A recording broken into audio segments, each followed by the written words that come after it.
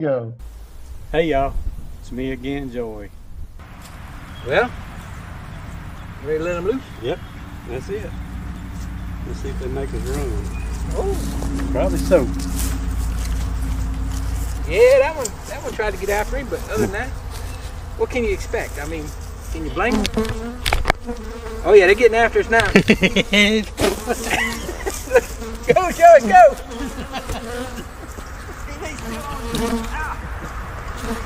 Hey man! Hey, man, buddy. I'm gonna get in the truck. You gotta go back and get your camera.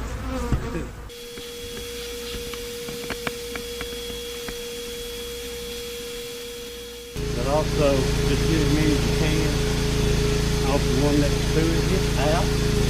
You gotta move forward. Do that side again.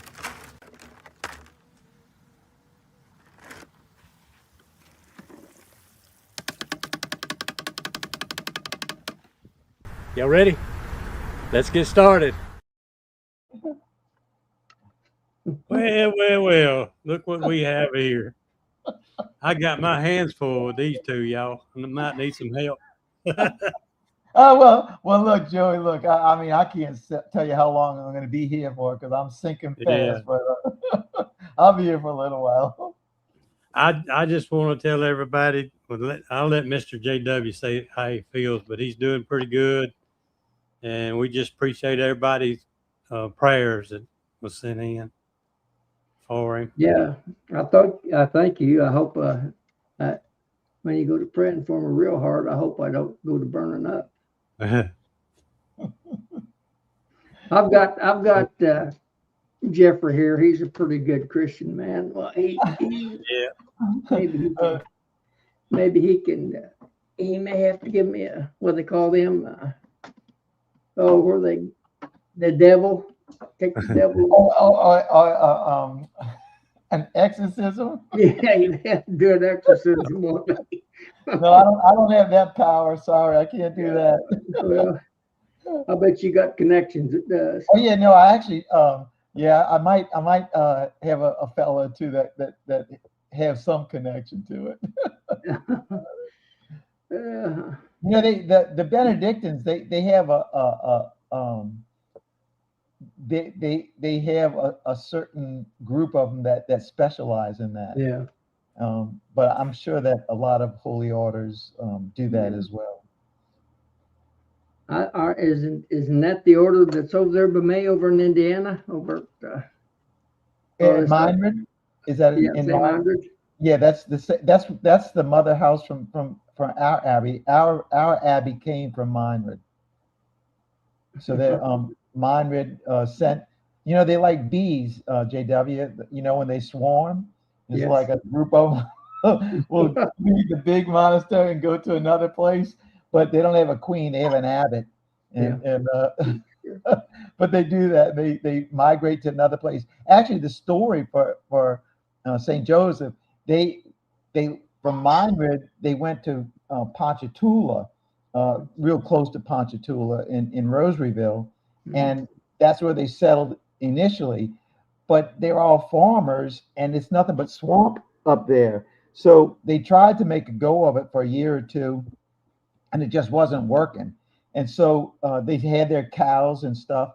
And so um, I, I believe it was Andrew Carnegie had bought the land in Covington, and they went then down to Covington, and they let's see, Ponchatoula is a bit north and west of Covington, and you have Lake Maurepas, which is connected to Lake Pontchartrain, and then the Chafunka River runs into Lake Pontchartrain. So the monks did a cattle drive from Poplarville all the way to Covington, but then they went by barge and ferry from Ponchatoula all the way to Lake Maurepas, into Lake Pontchartrain, then up to Chafunka, then into the Bogaflaya, which is where the river, the abbey is hooked onto. And that's how they actually got to the abbey.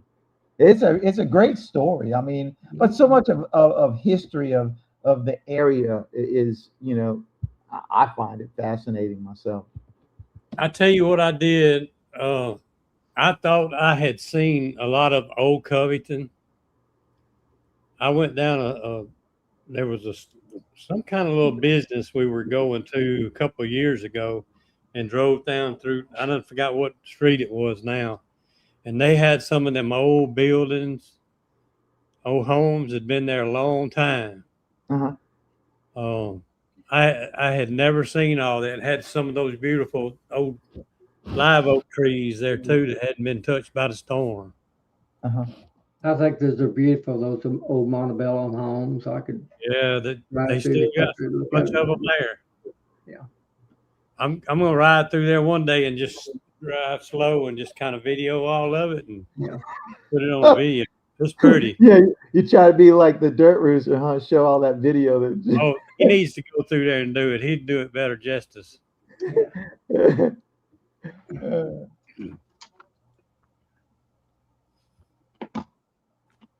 They got a lot of people in there today, Joey.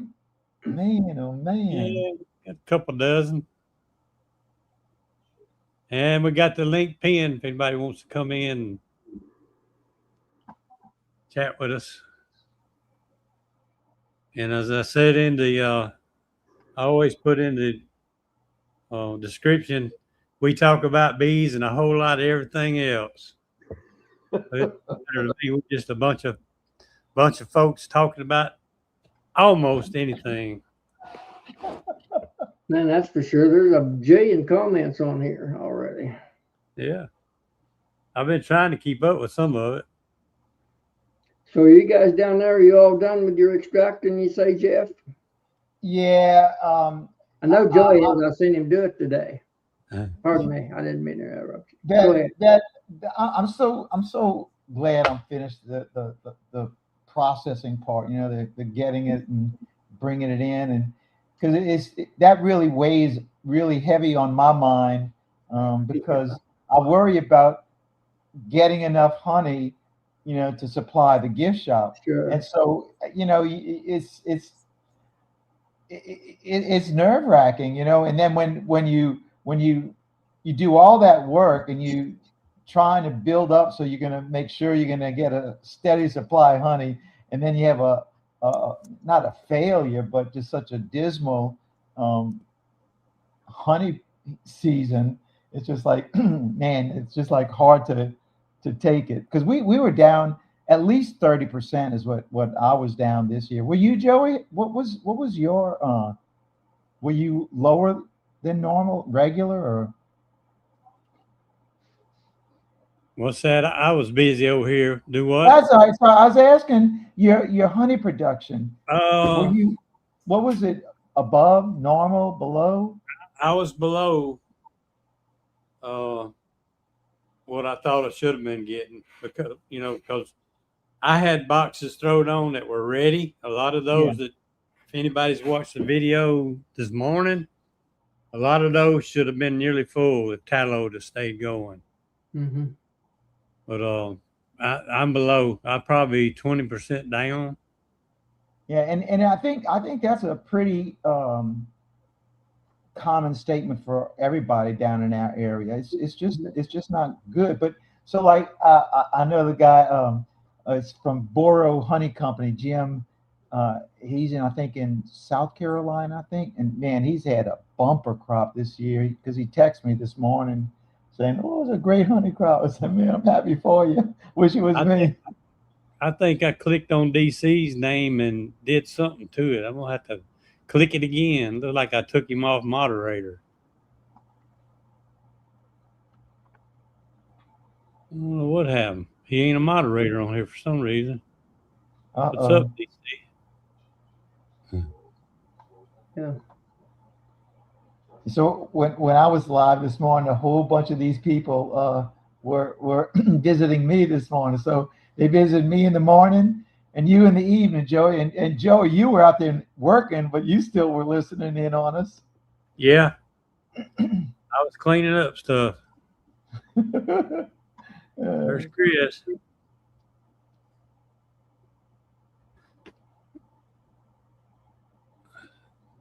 And there's Randy. Man, those chats are moving fast. Yeah, I'm telling you, it's hard for me to follow all that stuff.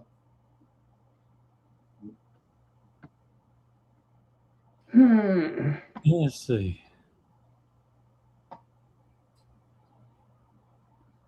I don't know how I took it off, DC, but you're back.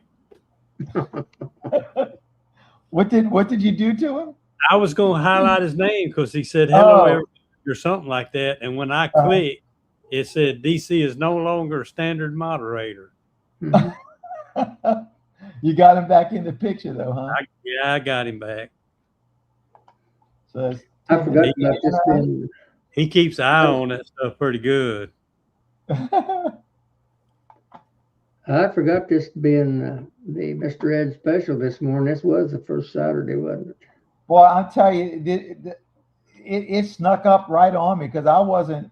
Man, I've been so busy the last couple of weeks, and I haven't really been paying attention to time. Because you know it too, JW. Retired, it's every day. It's just another day, but we still gotta follow the calendar like everybody else. And I mean, it's like I think it was Thursday that I realized, man, Saturday is the first Saturday of the month, and it's just like it seems like I just did it just a little while ago. So Well, it's just, Amby said she missed it. She didn't realize it was the first. yes, and so this morning, actually, even before I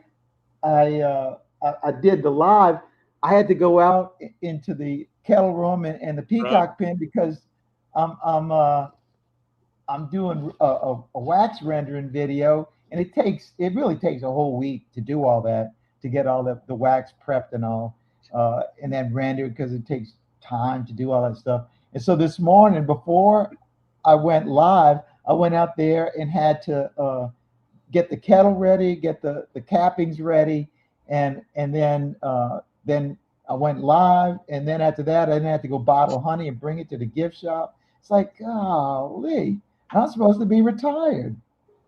Well, maybe you need to add a D to that. Yeah. and I'm telling JW, the older I get, man, I can't take this heat because my goodness, this last week, every day I was out there. I'd get out there early, like 8:30, 8:15, and by 11 o'clock, I'm just drenched, soaked, and I'm in the shade. It's so ridiculously hot and humid, and then I can't go to church, can't go to mass because I'm a mess. And then I can't go into the air conditioner because I'll freeze. So the only thing you do is go take a shower, go to bed. On that video, I talk about it got cloudy all of a sudden for just a little bit. It was hot. I was burning up. And the video I just put out this morning, when I was doing that video, it was real hot, and I walked through the shade, and all of a sudden it got overcast for just a little bit, and I started getting chill bumps. It had cooled, felt that much cooler.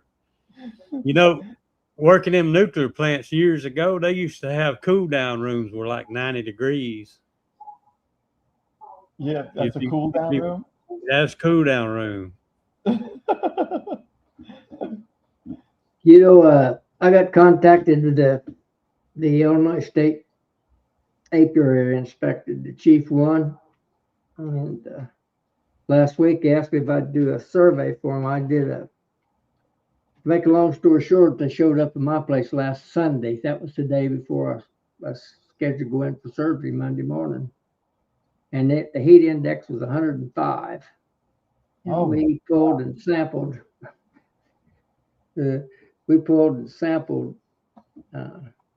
Like 15 hives.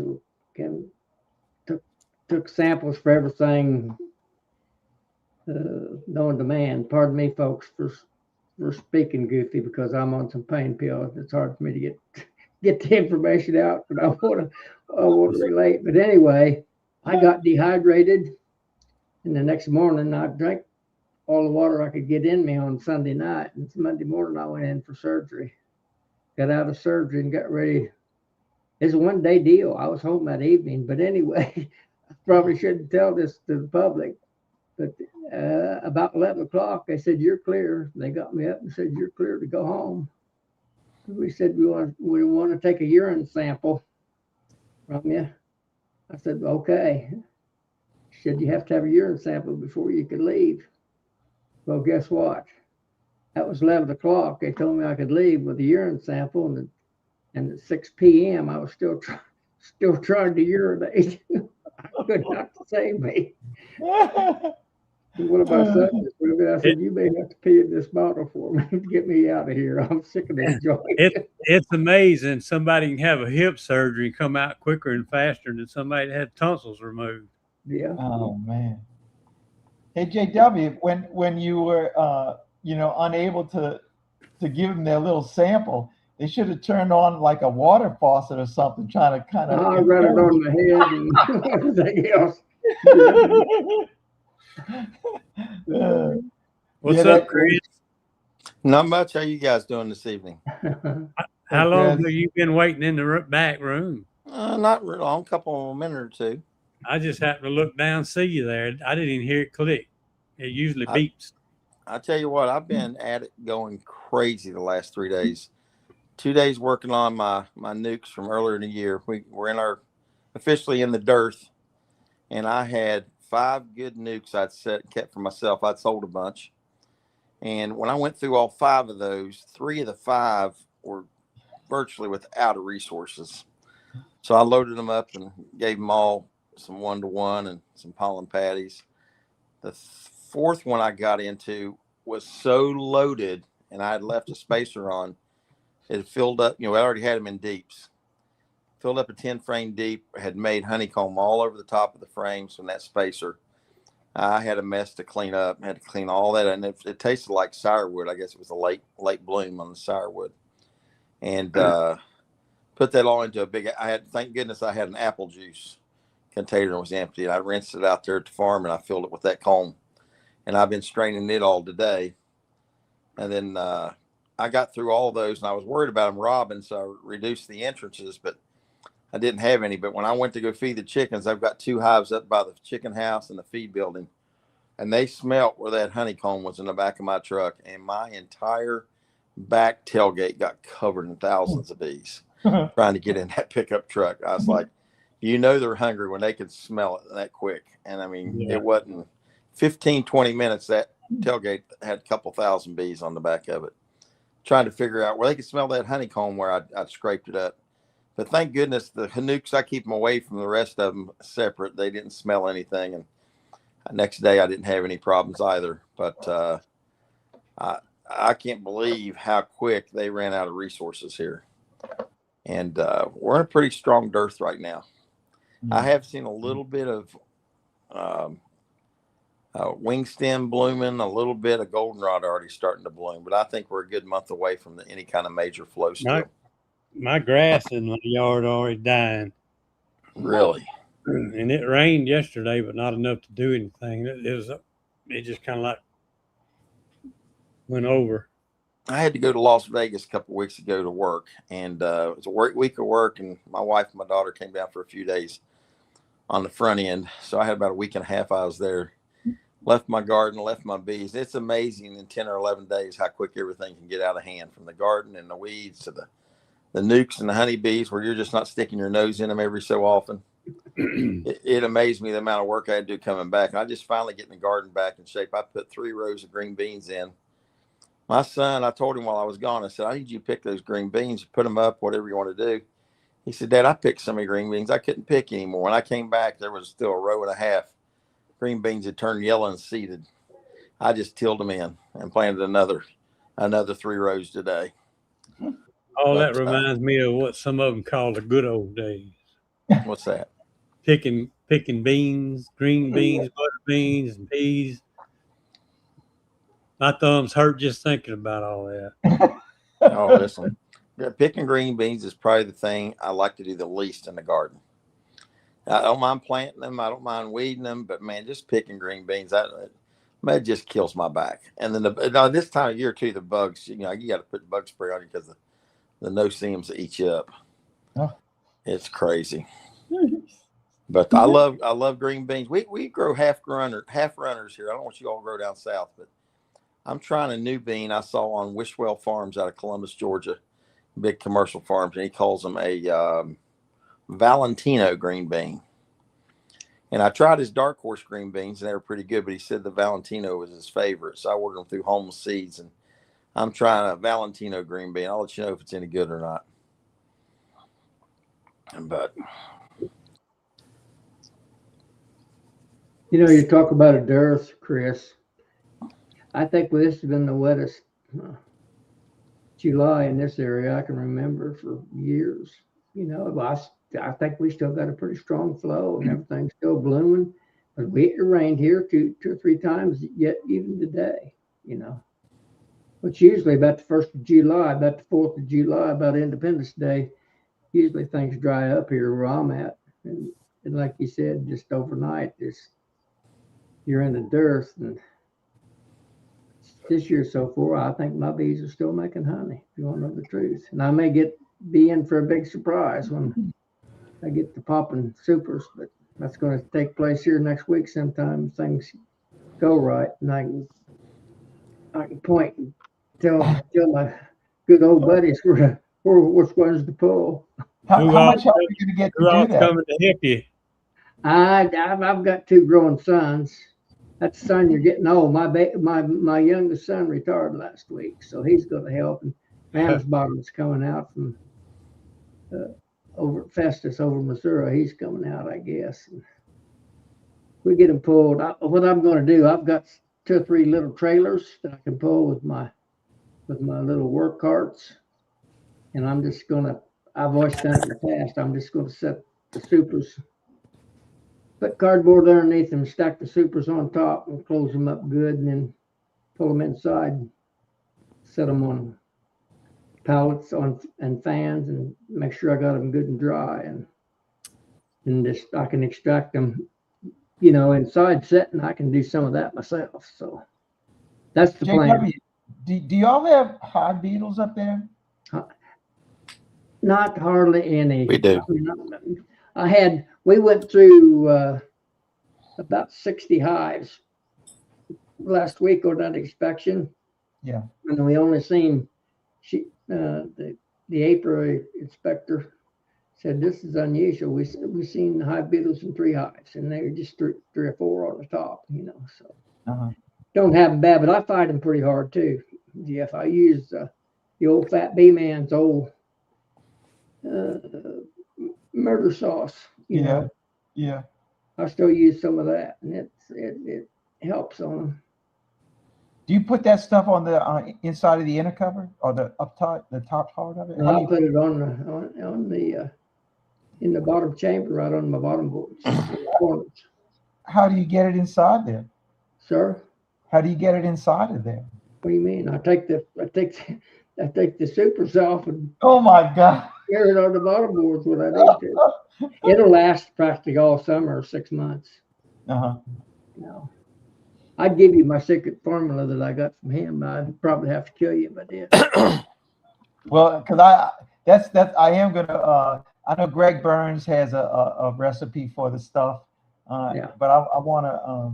I'm gonna try it with on some of our hives as well. But the beetles are so bad that if you don't process your honey within 3 days of bringing it in, they're going to hatch out. The larvae will start hatching out in there because they're in there.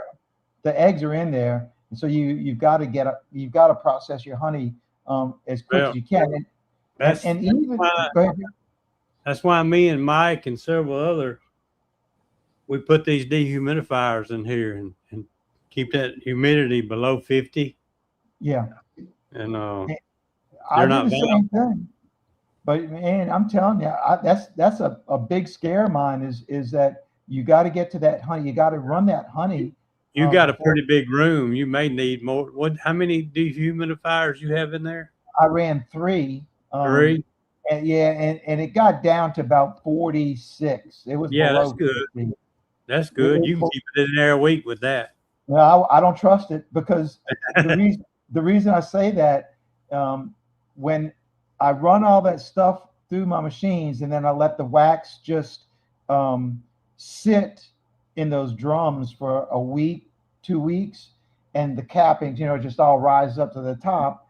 And even in that, so they go through the whole processing, and yet those larvae still will emerge into the maggots, because you'll see like yellow spots on the top of the cappings. In that video that I posted about separating the wax cappings, if you look hard enough, and I tried not to show it because it's gross, but that's what it is. It's larva, beetle larvae have hatched out, and then they're crapping in there. So you have that yellow circle, and if you look on that video of mine, you'll see it. And I purposely I go past it because I don't want to show it. It's nasty, and yet what else can you do? Jeff, fortunately, I just don't deal with it much. I have a little bit of hive beetles, and there's been when I first started, when I got hives too weak, but for the most part, I mean, I'm lucky if I see 1 or 2 hive beetles when I open up a hive. I mean, I probably opened all 5 of those nukes I just told you. I didn't see a hive beetle one because I kill it right away if I see one. But pretty much, I keep them in direct sun as much as I can. Which I know the ones that I used to have trouble with were ones I kept in the shade. But we just don't have the amount. And then what I do when I come home, when I pull supers, I do like Joey. I put dehumidifier on it, but I even put box fans on top of my stack, and I'll alternate the boxes, and so I put it on high, and I let air blow completely through them to not only to dry out the uncapped honey parts, but to make sure the hive beetles don't do it. Because my understanding, if you keep that wind on there, they're not going to do anything, or that air on there. So knock on wood, but I usually draw mine out within 3 days without a problem. 2 days is usually I'm drawing it, or cutting it. I'm doing that too. Yeah, but I listen. I've seen those videos of you all and all the hive beetles. When I did have a little trouble, I did the peppermints on the corners, and that seemed to help. From what I could tell, I've always done the oil traps, and when I had hives that were in the shade and had some troubles, but I first started, I tried those Swiffers, and they were so. I thought the oil traps worked better than anything, but then I felt like the peppermints did a pretty good job, but the bees ate the peppermints pretty quick. I've got a bag full of what's the name that prints those beetle traps out? He was at Nobby. Oh, I know who you're talking about. Yeah. But I bought a bunch of them, and I've used some, but I don't go through my hives often enough, I guess. Hours blinking here, y'all.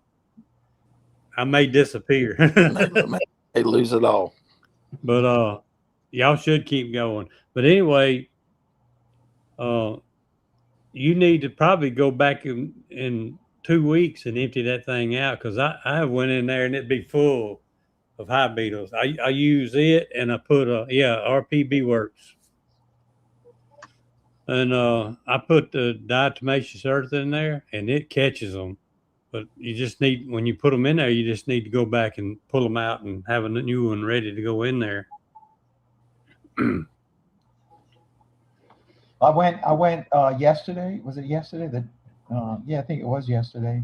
I went out to one of my yards, and like I told you this morning, Joey, 2 of the hives, and they're full of honey, but the beetles got in there and slimed both of them out. And I mean, it's just like they were so full that I couldn't even lift the super off to get it. So I just laid it on the side to open it up, and then that was 2 hives I lost out of that yard. And then I knew that the beetles were in this other box, and I brought my bee vac with me, and I opened up the top, and if there weren't 500 beetles in that inner cover, there wasn't one of them. Wow. And I just suck them up, and then I put it in the freezer. But still, man, it's just unbelievable. It's unbelievable the amount of hive beetles that are active. Yeah, we don't have that kind of trouble at all.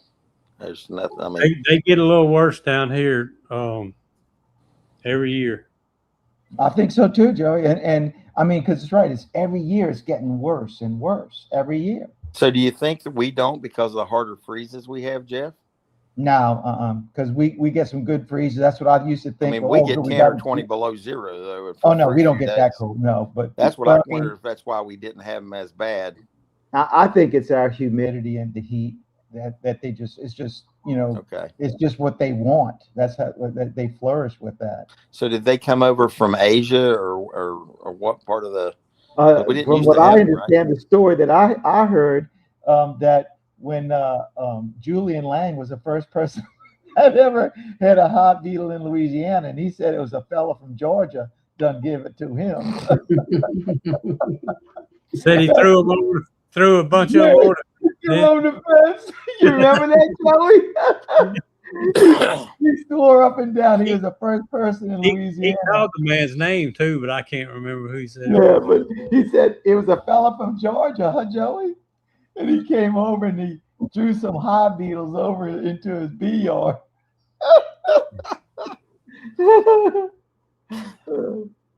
That's too funny. Somebody Google where hive beetles come from. Somewhere I figured it was from. I think, I may be wrong. I'm thinking Central Africa. They come over here. That's kind of what I was thinking. There we go. Yeah, Sahara, Africa. Yep, gun line. Hey, Mr. Quimby, how you doing, buddy? Haven't seen you forever. Oh, that ain't Quimby. That's That's their medication. that's Hannah's. Yeah, Where's her half? that's Hannah and Tim. Yeah, Tim. Well, JW, Joey, Joe. Jeff, I put 2 hives and put supers on for the first time. And you can Google the place. It's called it's a McKean's, M-C, big K, EANS, McKean's Farms in Gallipolis. Some people call it Gallipolis, but it's Gallipolis, Ohio.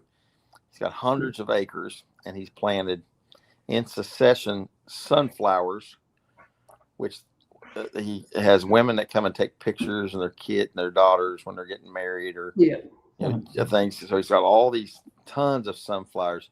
He just put in 3 or 4 acres of buckwheat, which it starts blooming in 3 to 4 weeks. It's pretty quick.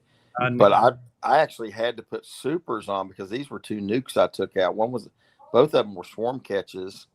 They got into double deeps, and then I went ahead and slapped 3 supers on each one of them. And one of the deeps, because one was a swarm catch, had a deep, a medium, and a deep, and those were all brood boxes. When I got out there to put those on there, I checked that first deep that was on top. So it was deep, medium, deep, and it was already full of honey because he'd already had a succession, a few acres of doggone sunflowers bloom. But I didn't realize how productive. I know Ian does that for sunflowers. I mean, that is a massive nectar flow. Sunflowers are, from what I Googled and researched. But the only downside was they said if you don't get it out of the honeycomb in 3 to 4 weeks after it's capped, it'll crystallize in the comb. Yeah, almost overnight that stuff does. Yeah, I couldn't believe that, how quick. So I'm going to have to stick my nose up or canola. Canola does it too. Yeah, he's not doing that. He's raising everything under the sun up there because he's got the big pheasant farms he does in the fall and the winter, the pheasant hunts and everything. So it's a full-fledged farm. He has his own farmers market he sets up. But he approached me. I went pheasant hunting up there last fall, and he had a couple of guys that I guess were newbie beekeepers, and they failed miserably up there. And he had a bunch of old hives that were dead outs and stuff. And he asked me if I would put some hives on his place. He said, "You can have all the honey." He said, "I just want it for the pollination for my crops." And I'm playing with it. It's about 45-minute drive for me, but it might be a really nice opportunity to have a flow during our dearth because of him planting all the sunflowers and buckwheat since he's got the crops. That pumpkin honey you sent me? Yeah, I didn't do that this year. That was too much work. It's got just a little bit of sugar, if you can see it right on the bottom. Starting to crystallize some. I ate all mine. That stuff is good. That's a really good honey. Mm-hmm. I keep it hid back here. If I You take Google that, it's considered a rare honey. The nectar, I had to feed the bees fondant, and I had to feed them pollen patties when I put those on on about 5 acres of pumpkins, and I put 2 of my biggest, strongest hives, and they did quite well, but they didn't bake but maybe 2 boxes of honey and medium supers. It's a very low flow, but really delicious, great honey. But the farmer asked me if I would do it again because his pumpkins did so well, and I said no. And he said, why? I said, because I lost both hives at the end of the summer from skunks. The skunks, and in 2 weeks, 3 weeks, I pulled those supers, then came back out to get them, and they were dead from the skunks. The skunks were underneath when I pulled them, I didn't get sprayed or anything, but they had skunk poop and scratches on my boards, and my bees were gone. They hadn't absconded. They were literally, I guess they just ate them and ate them and ate them every night, and it doesn't take but a few weeks if your skunk pressure, or they may have absconded after the skunk pressure got too high. But I talked to the guy that lived there, which was his son. I said, you got skunks around here? He said, oh, yeah. I said, there's all kinds of skunk poop underneath my hives that was up on the cinder blocks. And I only had them 1 cinder block high. I was listening to, what's his name here that speaks at Cayman's conference, the big guy that does all the things that, well read, talked about skunks and done some videos on it. Guy with glasses, you know who I'm talking about. He usually does the round table afterwards with you, Jeff, and stuff. Bob Denny? No, not Bob. The other guy. He's kind of got a dry sense of humor there. Fred Dunn? Fred, yeah. So Fred, I watched the thing with Fred, and he said, yeah, in a few weeks they'll wipe your hives out. I guess I misunderstood when you said the big guy. I thought Fred ain't big. You was thinking Randy? Oh, I was thinking big as in well learned. I know you knew popular. Randy. So I knew it wasn't Randy. yeah, there. But yeah, Fred did some videos on that, and actually has videos of the skunks. They'll scratch on the landing board. The bees will come out there at night. They roll them in the dirt, and then they eat them, and they'll just eat hundreds of them. Yeah. So we're calling the big dog instead of the big guy. So. Yeah, big dog. There you go. But they said you have to put them up 3 or 4 cinder blocks high, so the skunks have to stand on their hind legs, and then that exposes their underbelly, and then the bees can get to them even at nighttime to attack them. And both of these hives were only a single cinder block on the landing board. It's only 60. I think that's kind of where the design used. I got cinder block and then 2x6 rail. That's high enough, yeah. And I think that's where that design kind of come from too, getting it up that high. Well, I've got a couple skunks on my farm right now, and I've been box trapping them. And that's skunks used to be real bad around here, not necessarily in the bee yard, just in general. When I was growing up, and up until about maybe 10 years ago, you couldn't get on the highway without smelling one. You couldn't walk outside without smelling one. But they're not as populated around here now as they used to be, that I can tell. How about you, Jeff? And your way? I agree. I mean, you used to smell them. You go out your house because somebody got rolled over them. You know. I walk out of my house. I can't tell if it's a skunk or the neighbor smoking dope. They both bad, ain't they? Oh my God! I tell you what. I went to Vegas. I walked around those casinos in Vegas, and I guess it must be fully legal. That's all you smelled in the whole casino was the people. Well, my dad always called them. They're out there smoking left-handed cigarettes. That's what he always called them. God rest his soul. I was coming home from somewhere one night, and it was after dark, and the mama skunk had got run over, and I saw a bunch of babies, and I jumped out there and grabbed one of them I had a denim jacket, and I grabbed it. They were little bitty things, and I got one, and the rest of them kind of disappeared. And I raised that thing. He got full grown, and I went and turned. It took several times to try to get him to just go away, because I knew he'd start being a problem. For a long dog get him aggravated or something. I couldn't find nobody to fix him. I think I put a little short video up on my channel there's a baby skunk under those nukes I was telling you about, and I got a little short I made of him, and he's just a little old thing, about big as your fist, and he's scratching around on the ground. I had my nukes up on horses, with 2x6 and 2x4s up there, up high, and thank goodness, because I'm sure he would have been working on them too. But there's quite a few on our place right now. I was sitting there working them one day, and my wife honked the horn at me. She was sitting in the truck while I was working some hives, and she said, and she rolled the window down. Skunk just ran across the road. I was like, I don't know what's going on, but when they find honeybees, they'll go to work on them. They're pretty tough. Ammonia, use ammonia and strips of cloth. We'll run them off. Russell, Okay. you gotta explain that to me. Well, we've got some coyotes, but not that many. I hear one coyote on occasion out on my farm, but I don't have packs of them. Our coyotes around here, they get in packs of 4 or 5, and they'll work an area for a while, for like 4 or 5 months, and then they'll leave for a couple of years. When the deer population gets pretty heavy, they'll move back into areas, and they kind of move around. It's weird. Our coyotes are like nomads. They travel throughout our area. We got plenty of coyotes around here. And I blame some of the fox hunters for that. I used to fox hunt with some guys around here. Some of them didn't like them, and some of them would bring them in. And I had an uncle that used to trap them and sell them right back to the fox hunter. Oh my goodness! They bad around here. We never had them until they started bringing them in. I put a little video up, I think about 2 weeks ago, when I was on McKean's farm. Check it out, Joey. It shows a lot of that farm, how big it is. I saw it. Did you see that? Did you see the short with the emus when an emu come up to me? Yeah. Like he was going to come get me? That if it could have jumped that fence, I'd have been running to the truck real quick.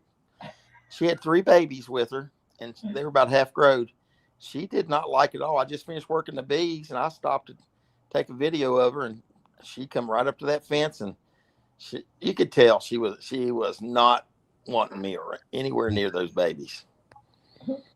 No way. And at the very end of that video, I said, "This would make a good insurance commercial, wouldn't it?"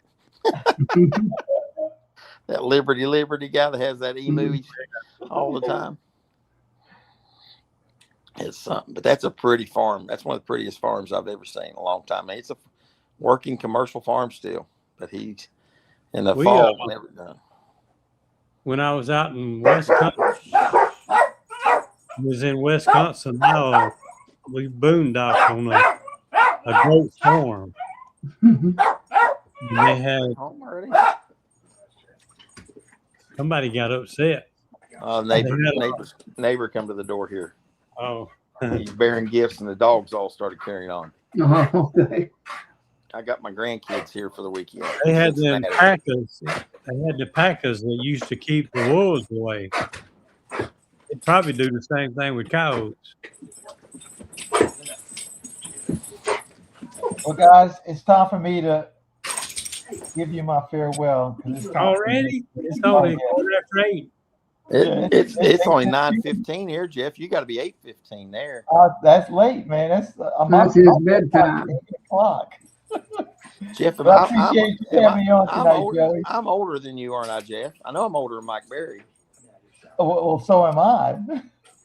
Well, maybe we're the same age or something. Then I'll be 70 on September the 7th. Oh, you got me beat then. I'm not as old as JW though. Not as old as JW.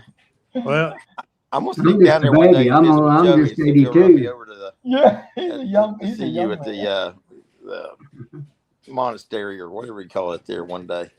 Yeah, well, come up, man. I'd love to have you up there, Chris. Yeah, the Abbey. I watch all the videos on all of you guys, but I told Joey, I said, I'm going to run off one day and tell my wife I'm gone, and she's not going to know what to think. And I'm going to tell Joey to find me a hotel somewhere nearby. I'm going to spend 3 days working his bees with him, and I want to run down there and see Mike and you and Randy and kind of just make a cycle through and be gone for about a look, you could make it like, what do they call those things? A grand tour, you know? Yeah, that'd be perfect. Now that'd be a neat video, wouldn't it?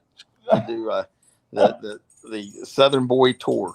I'm telling you, and don't forget about JP and Shawi too. JP and Shawee, yeah. And I haven't seen JP's videos. Was he not making videos anymore? He made one a couple. It might have been 2 months ago. He made one. Yeah. Well, I talk to JP at least once a month. I get to talk to him, and he'll call me because sometimes he'll get cutouts for me, or I'll get cutouts for him, and we stay in touch. But I see Shawi when he's feeling well and he comes to the meetings. But I'm going to bed, guys. So enjoyed myself this evening, and I hope to see y'all soon. And It's good talking to you, Jeff. Everybody. See you later, buddy. Good to see you, buddy. Bye bye. We got to find a fourth person to fill the square back in. Mm-hmm. Yeah, Maybe, they got to be somebody Brian in there. and Castle Highs will jump on.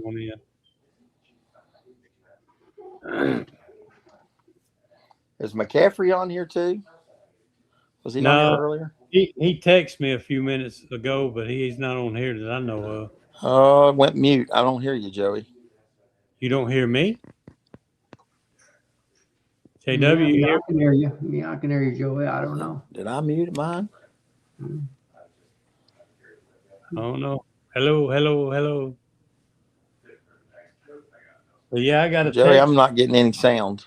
If you can hear me. Everything's mute. We can hear you, Chris. Can't hear anything. We can hear you. It's on your Can't end. hear anything. Yeah. It's on your end. No hearing. Maybe it's just me. Yeah, I heard it. We can hear you. Okay. I've turned it on my TV. My iPad quit making sound. It's on your end. That's what it is. It's on your end. Okay, I got it. I got the sound on the TV, but my iPad lost sound. Huh.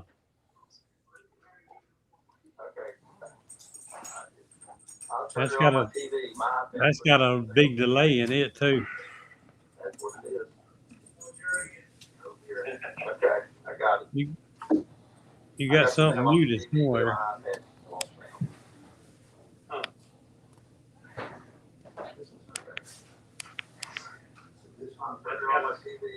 That's got a big delay in it too.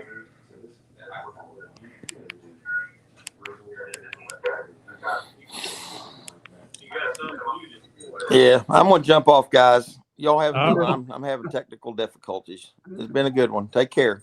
See you later. Hey, Chris. Oh, Joey. We stuck in the rut. Stuck in the rut, JW. Here we go. Somebody got to click on that link. We're gonna have a short night. Yeah. Hey. That's a doped up. I can't even think to say what I want to say when I go to say it. So, yeah. Where's Tom and Melissa at this evening? I have no idea. I haven't seen her in 2 weeks. They must be out on a date. Maybe. I've seen a post that Melissa made. He said they'd finished up their honey harvest. So I don't know. Anyway, my last pull of honey, I done forgot what it was. The moisture is 19.1. So I've got 1, 2, 3, 4, 5, 6, 7 buckets almost full. 19.1. I'm gonna set up a little something here. I might even do a video on it and try to pull that down a little bit. Make it a little drier. Very well. Good. Depends on humidity around here. Yeah. I've got you guys were talking. I didn't want to interrupt because when I go to say something, everything doesn't always come out like I wanted to. But my honey house is either, and I hadn't took any pain pills. Yeah. But anyway, my honey house is 30 by 40, Joey. And I've got air conditioners in it, and I can pull it down in 4 humidifiers. I can pull it down, to about 45. Yeah. And I turn them fans on it, but I I've kept it in the past. You know, you talk about getting hive beetles in your honey. I've kept it in the past for up to 2 weeks and never had a problem, Yeah. you know, before I could get to it. I've kept it up like 5-6 days. Yeah. You know? So Just I hope think the as long power as you don't keep, go out. my opinion is as long as you keep a bunch of air, you know, going through it stout and got your Oh yeah, humidity. You know. I'm glad you mentioned that. I was going to tell everybody that uses fans on top. Now this is a little trick from doing air conditioner work over the years. Mm-hmm. You can actually take. Did somebody click in? Somebody clicked in and went back out, I think. Mm-hmm. Anyway, Yep. you They probably seen he was on here and hit the road. yeah. But if you put an empty box on top of your stack of hives boxes, it'll get a better flow through those frames. Okay. I had that issue one time. Hey, Rodney. Hey, Hey, Rodney. My A coil was too close. It was a downdraft, and my A coil was too close. Yeah. To the plenum, or the plenum was too close to the A coil, and it was too tight. And we made an extra box and put between them, and it allowed that flow to go over all those frames instead of forcing it down in just a few. It would let that pressure equalize in that empty box and then go down through all of them equally. I know I trashed that, but anyway, put an empty box on top and then a fan on top of the empty box, and you get a better airflow through your frames. Now, I understood it. I don't know if any of y'all did. If you didn't, I'll try to explain. I know what you're saying. Yes. Keep it, baby. I don't do it all the time, but because I don't have empty boxes. What's going on, Rodney? I see where you had to get some out of a tree. Good night, yeah. Kathy. Yeah, I did that yesterday, and I did a tree abscond today. Yeah. What do you use on those, Rodney, if I may ask? I've got a niece, and they've got a big gum tree. I mean, a huge one that's had a hive in it for 3 or 4 years, and she don't necessarily want to get them out of there. But is there something I can use to suck them out of there? What do you use to? I use it. I use. Hold on.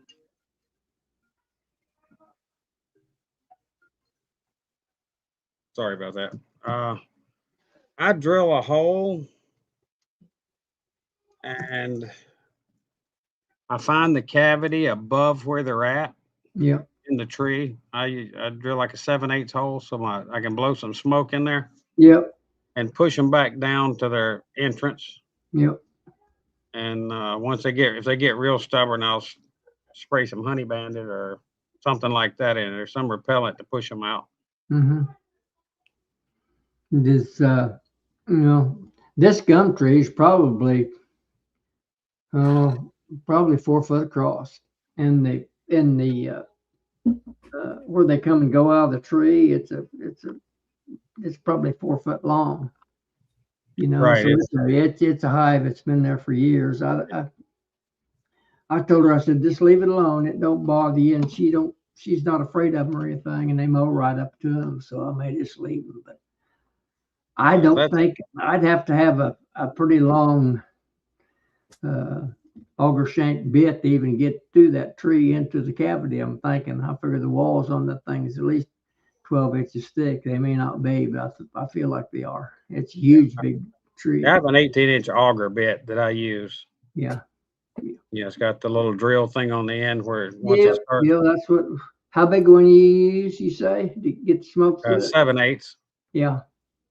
I've got 7/8, different size ones, so that's what I figured. But I think it's going to take about the whole thing. I've got, I don't know, they're probably 12, 15 inches long. Yeah, I don't know if I could even get through the tree still alive. I may try that, but you just try to smoke them down and then suck them out then. Yeah, and I just suck them up as they come out. 'Cause they'll come out and walk up the tree. Yeah.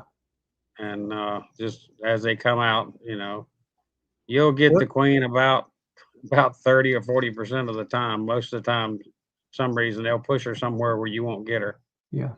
But all of a sudden, they'll just stop coming out. I mean, you'll see them quit fanning the smoke, and it's just like stalemated in there. Nothing's moving, nothing's coming out, and that's when you're done. I mean, you can't get any more out.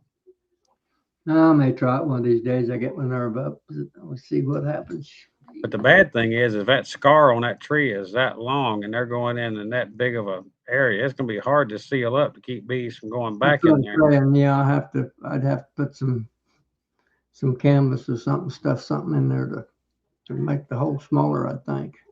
Yeah. Well, I use on the trees, it's got this, the normal size knot hole they go in. I use that cement patch, that it's like that mortar mix stuff. Yep.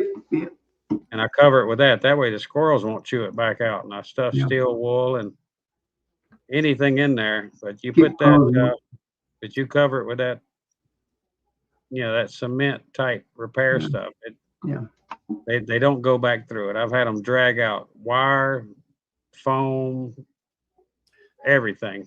Them squirrels are determined to get in there. They'll go through everything but that so far. I mean, I say that, I'm going to jinx myself. So Rodney, for stuff like that, what is your favorite repellent to use? You got one that works? Honey Bandit. Honey Bandit? Yeah, it's got the sweeter smell. I mean, it works. I mean, they all work, but that's the one that I can stomach better. Well, some of them doesn't work good without say for fume boards. Right. Some of them doesn't work as good if you don't have that fume board working as far as repelling out of a box. What, the heat? Yeah, but in your case, that works better for you. Yeah, I mean, I'll even put it down in the smoker sometimes, like I saw Mike Berry and Jeff do. I've seen it too. If it gets in your face, it'll choke you to death. But but yeah, it just kind of have to play with whatever it takes for the day, Yeah, I've got another cutout tomorrow in a building.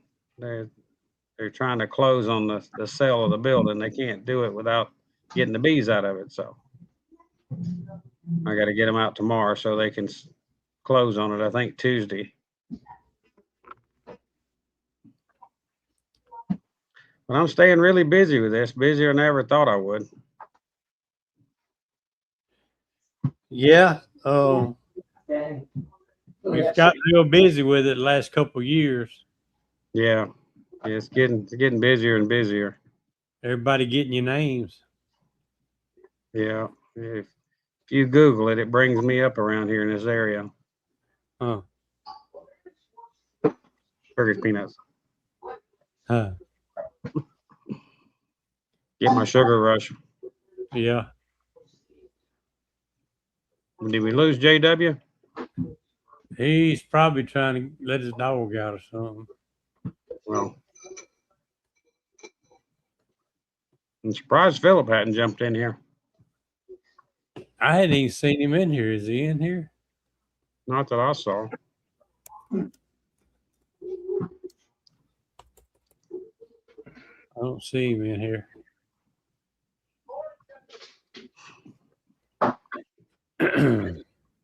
I'll tell you what, the funniest thing was when I covered that skunk up I caught in the trap with a black plastic bag where he couldn't see me. Darn if he didn't spray out of the bottom and get it on my shoes and my pants leg. Huh. I'll tell you what, that was the most pleasurable trip through Walmart I ever had. Everybody cleared out of my way, and there's an older woman in front of me at the checkout, and she kept, I knew she was smelling it up in the air like, and she kept looking around. I said, yeah, I got sprayed by a skunk. She said, oh, honey, you just come on and go ahead of me. She wanted me out of there. It was rough. I didn't have to wait for nothing. I had to wind up throwing them shoes away. They never did quit stinking. Huh. It was rough. I can't remember the name of it. I had it wrote down. This happened. This was a long time ago, but I was working with my uncle. Uh, he was a carpenter contractor, like building houses and stuff.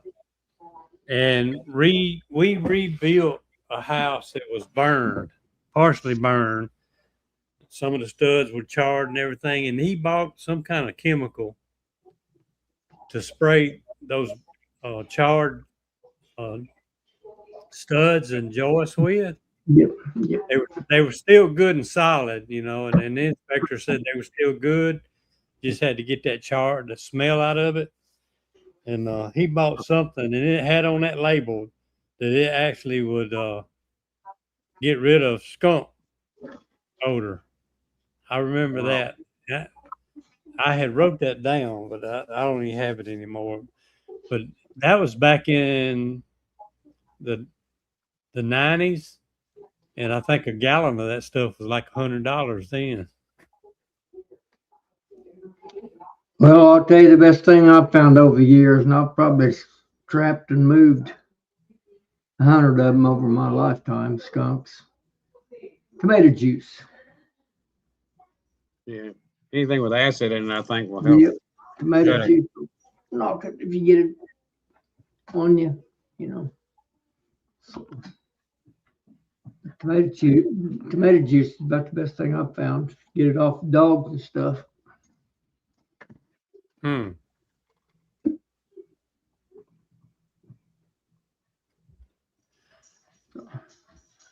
I hope I never had to worry about anything like that. Well, I've got them, Joey. I've got all my hives on stands, 18 inches high up off the ground, individual stands, my hives. And I've about quit using, I've got a few left, but I won't hardly use screen bottom boards. Them skunks will get underneath them and scratch them, them bottom board screens even, trying to get to them. They'll have a place wallered up underneath the hives, where they'll come about every night. Matt brought some out here. They haven't tore the screens yet. But he's got some screen bottom boards. That's kind of his favorite way to go. And I told him, I said, Matt, we better get over and check those. And we did. And unfortunately, he didn't have any torn bottom board screens, but I use about all solids anymore. I've got a few left, but I might have 1 out of 100. So 2, 3. But anyway, whatever it is, skunks are.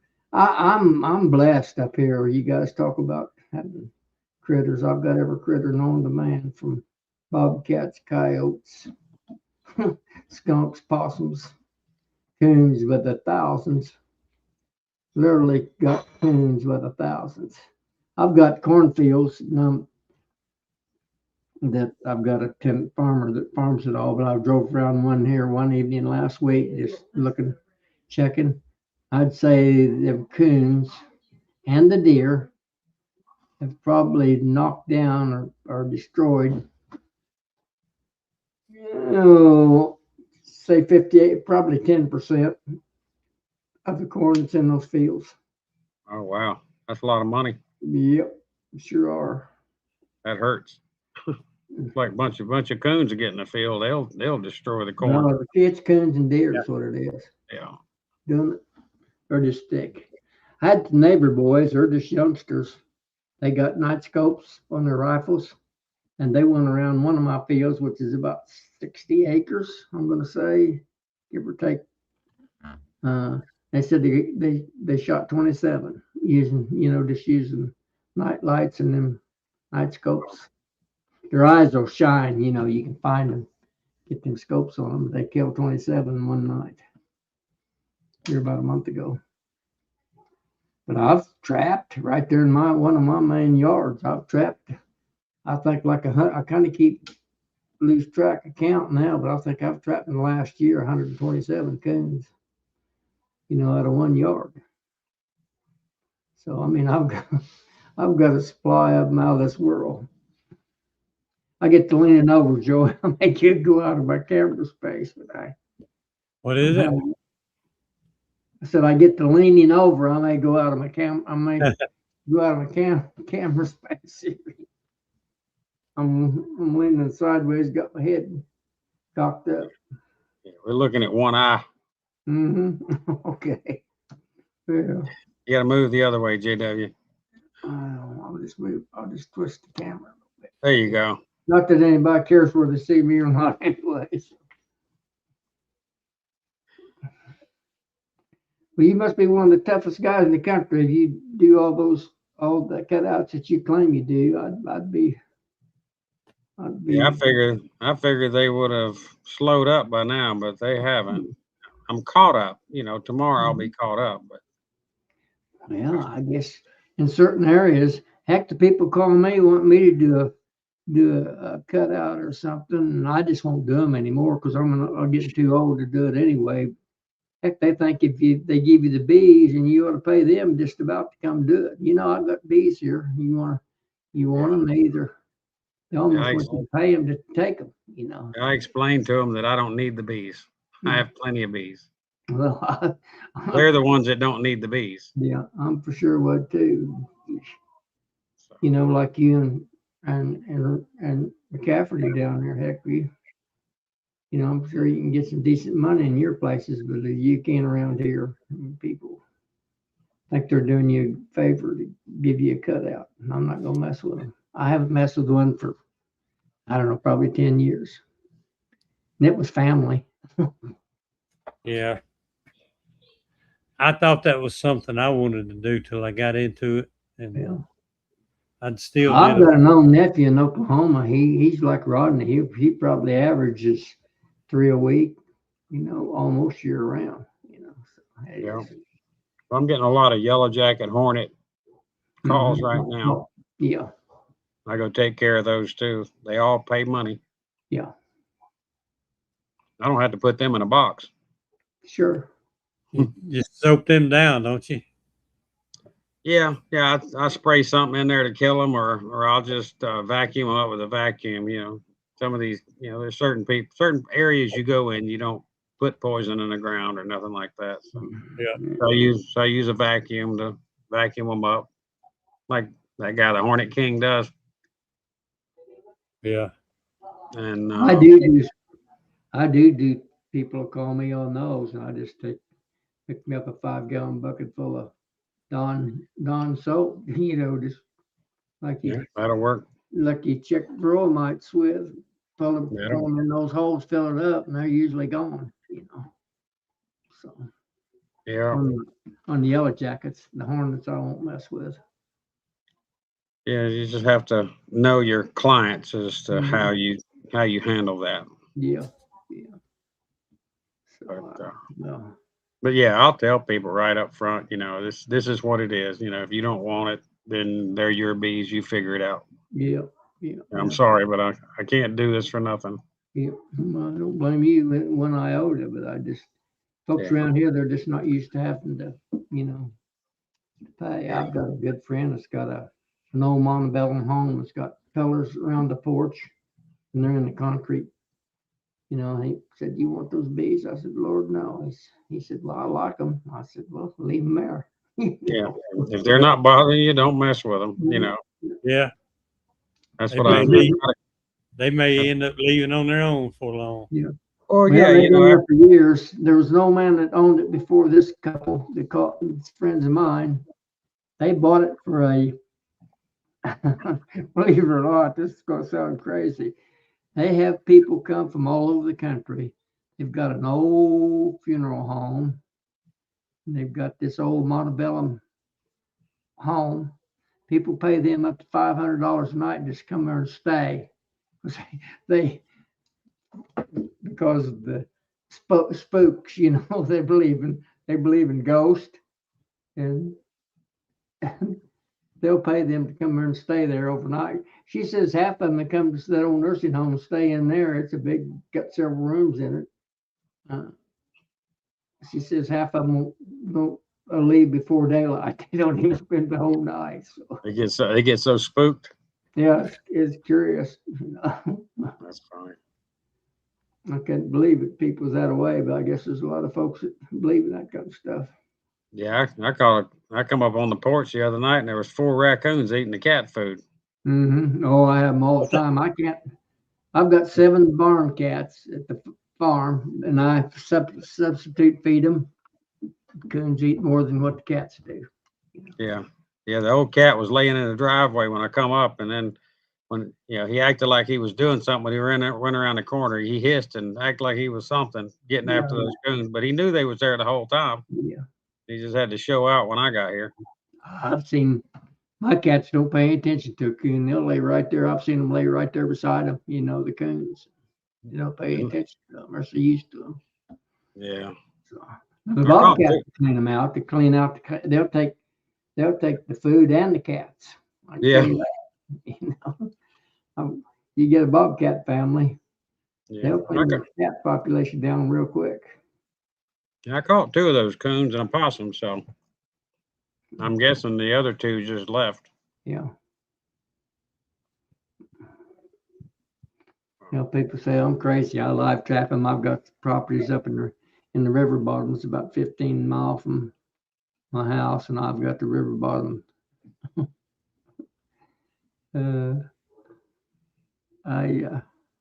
There's the lady that she knows my nephew, because I always told her about. She's from Oklahoma, and my nephew lives out there in the Oklahoma Panhandle, but he stays busy.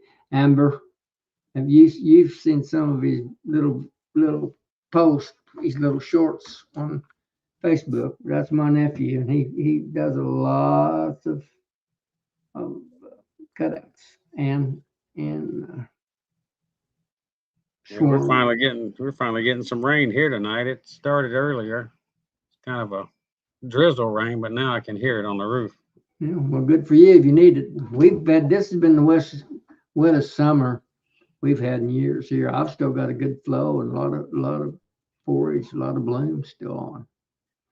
And we haven't even our fall bloomers are just now starting to come on. We don't have any goldenrod yet, but goldenrod in my area is not a nectar source. You'll get some pollen from them, but I never noticed my bees ever making any honey off of goldenrod here. And that's several years. One of Mike's videos, Minnesota Mike. Yep. And he had goldenrod starting to bloom up there, where way upstate Minnesota, or wherever he's at. I'm like, wow, we won't see that until near the end of this month, first of next month. That's me. Yeah. I've got some starting to head out. There's a lot of it around my area in the road ditches and fence rows and stuff. I never bother anything. I won't even let the road maintenance people mow my road ditches just for on account of the. I was just about to say that, Michael, and you put that up there. Huh. He's seeing it in Alabama. Wow, that's early. Yep. Yeah, if we don't get good rain this month, we won't have any nectar flow, but the goldenrod blooms will be out for almost 2 weeks, and the bees won't touch them, and then all of a sudden they're on them. Yeah. It's like the nectar doesn't flow up to the blooms for a while. You'll see the wasp and the bumblebees and everything on it, but not the honeybees. And all of a sudden they're just covering up. You can smell it when they start bringing it in. Yeah. Well, I'm in southeastern Illinois, and PJ, he's probably 250 miles north and east of me, if he's got it up there. But I don't have a bed up starting to bloom around me. They're starting to make some heads, but they're not making any, not even close to blooming out yet. We've had a lot of rain. That'll make a difference, I think. The moisture. We've had 2 or 3 little rains here today, first day of August. That's pretty unusual. I mean, our heat has killed the white clover. That stuff that grows just wild. But yeah, it just burns it up. We've had those near 100 degrees or a little more days. It just shuts it off. It kills it. I don't think you've seen that one, Clay Bunner. I don't think you've seen that road. I call that the road to infinity. It goes on forever. If you run off the end of that road, you're in Hades. You found China, huh? Yeah. Where's California? Mr. Blue Curl himself, the California Flash. Mr. Prater, we can use some help in here. I'm about to run out of anything to say, and I'm about half doped up anyway. He's afraid somebody's gonna have a bunch of questions for him. Yeah. Who's that? Me. Todd, Oh, Loma Vista.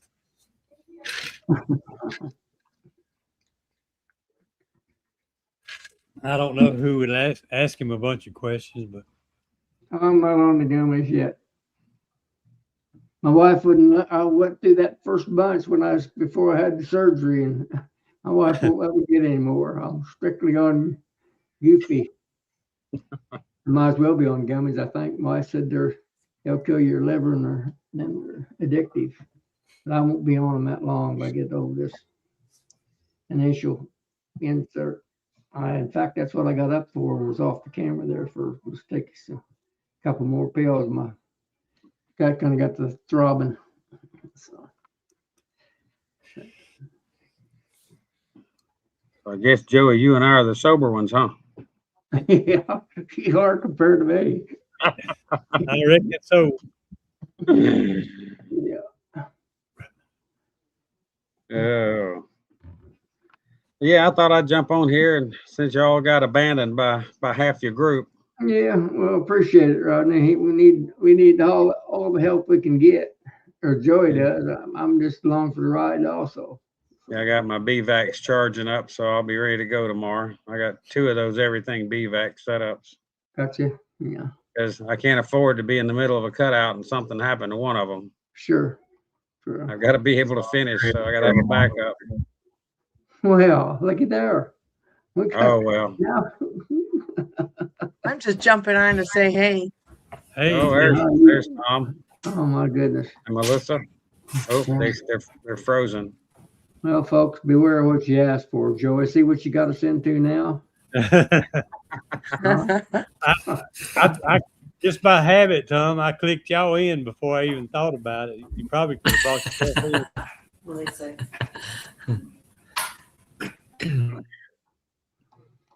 So I wanted to ask, is anybody using or tried the Apivera treatment for varroa? No, I have not. Just ordered to try. I'm going to do a trial and see how it works exclusively. Hives. Tom there may know. If we can get him on here, he's muted right now. If he gets where we can, I don't know if he can hear me or not. He may know a little more about it. I've never messed with it. Yeah, I don't know anything about the product or how it works specifically. It's relatively new to the market, and I don't know anybody that. I'm personally not a big fan with what little experience I've had with the extended release, oxalic acid extended release products of any kind myself, but that's just me. That's personal opinion. And you want to consider the source when you listen to me. Well, with most of that stuff, it's a price point. If you got a couple of hives, it's not a big deal, but you run a bunch of colonies, it gets very expensive very quick. Yeah, I'm still pretty new, and I didn't treat last year, but they requeen themselves, so I think they gave themselves enough of a brood break to keep it down, and came through the winter pretty strong. But this year I wanted to make sure I stay on top of them because I'm trying to grow it, and I'm like juggling between, getting a good vaporizer or formic, but usually in the summer it's too hot to do the formic formic acid. So I thought, well, I'll try it and see how it does. But I think it's still going to take a couple of treatments. I got to do a count but I think it still is going to require a couple treatments, just like if I was doing the oxalic acid vapors. So Where you located at, Lori? I'm in Tennessee. Okay. Tennessee. East, west, central? I'm pretty much in the middle. I'm close to the Kentucky line, about an hour east of Nashville. Okay, you're not that far from me then. Yeah. Yeah. Oh, southeast of Bowling Green. I got family in Bowling Green, so I'm pretty familiar with Yeah. that area, so. But you guys were talking about what's blooming while I was debating whether or not I should come on. Well, we're glad to have you. Yeah, it's I am anyway. I'm tired of looking at these bald-headed and gray-headed old men. Come on now. Hey. I'm more into looking at somebody young and pretty like I am. I feel like I'm still pretty. Yeah. You're still pretty. You're pretty something, Tom. Except for those legs, man. No comment. Yeah. Teasing you about They the were- legs last time. They were built for speed, Lori. That's right. That's right. You're lean. Listen, no. I told you guys before, I am built like a very strong woman, okay? So I'm honest with you guys. Oh, it's funny. Now Hey, we babe. got goldenrod and ironweed coming in, and I still have native bluebells and something else white. Bluebells. What is the bluebell? Yeah, it's a native bluebell. It's just a field flower. But I I'm was not out trying there. to be smart with you, Lori, but are you sure they're bluebells this time of year? They're usually a spring bloomer. Yeah, they're not like the spring flowering commercial ones, but they're scattered all through the field. I mean, at least that's what Google Lens said they were. Okay, well, But that's good. I Google was almost said it. It's thinking gotta be chicory. Yeah. yeah, could be. I've I got got a a few picture of ornament them. plants that's popping out. And that's just about it as far as the fall type plants. And my milkweed's pretty well dried up. Yeah, my bees never worked in milkweed. Yeah. Well, I do it more for the butterflies and the bees, and I plant. I got cosmos and sunflowers and stuff for a little pollination yard that I plant.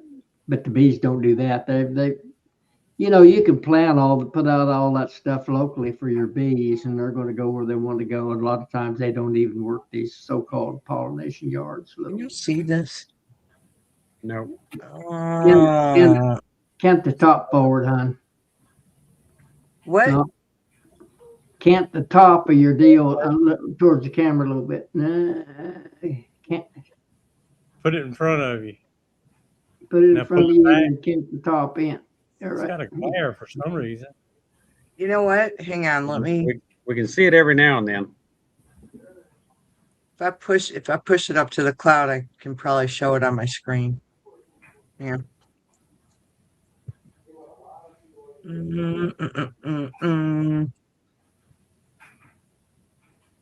But yeah, I was riding around. So I've been harvesting elderberries like a mad woman.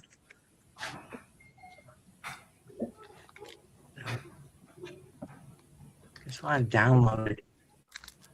Download it. Does the elderberry honey have a kind of a citrusy flavor to it? I don't know. I had amazing honey this year. Amazing honey. I mean, it was really, really good. And I'm gonna see what they're doing out there after probably in a couple weeks and see if I can grab just a little bit from the fall, because they stole back half of what I pulled. I had a little accident when I was bringing my supers into the barn. Oh, Yeah, not good. they stole it. They stole it back. I had a couple 100,000 bees in the barn, Yeah, you will have. You don't cover them tight, make them tight.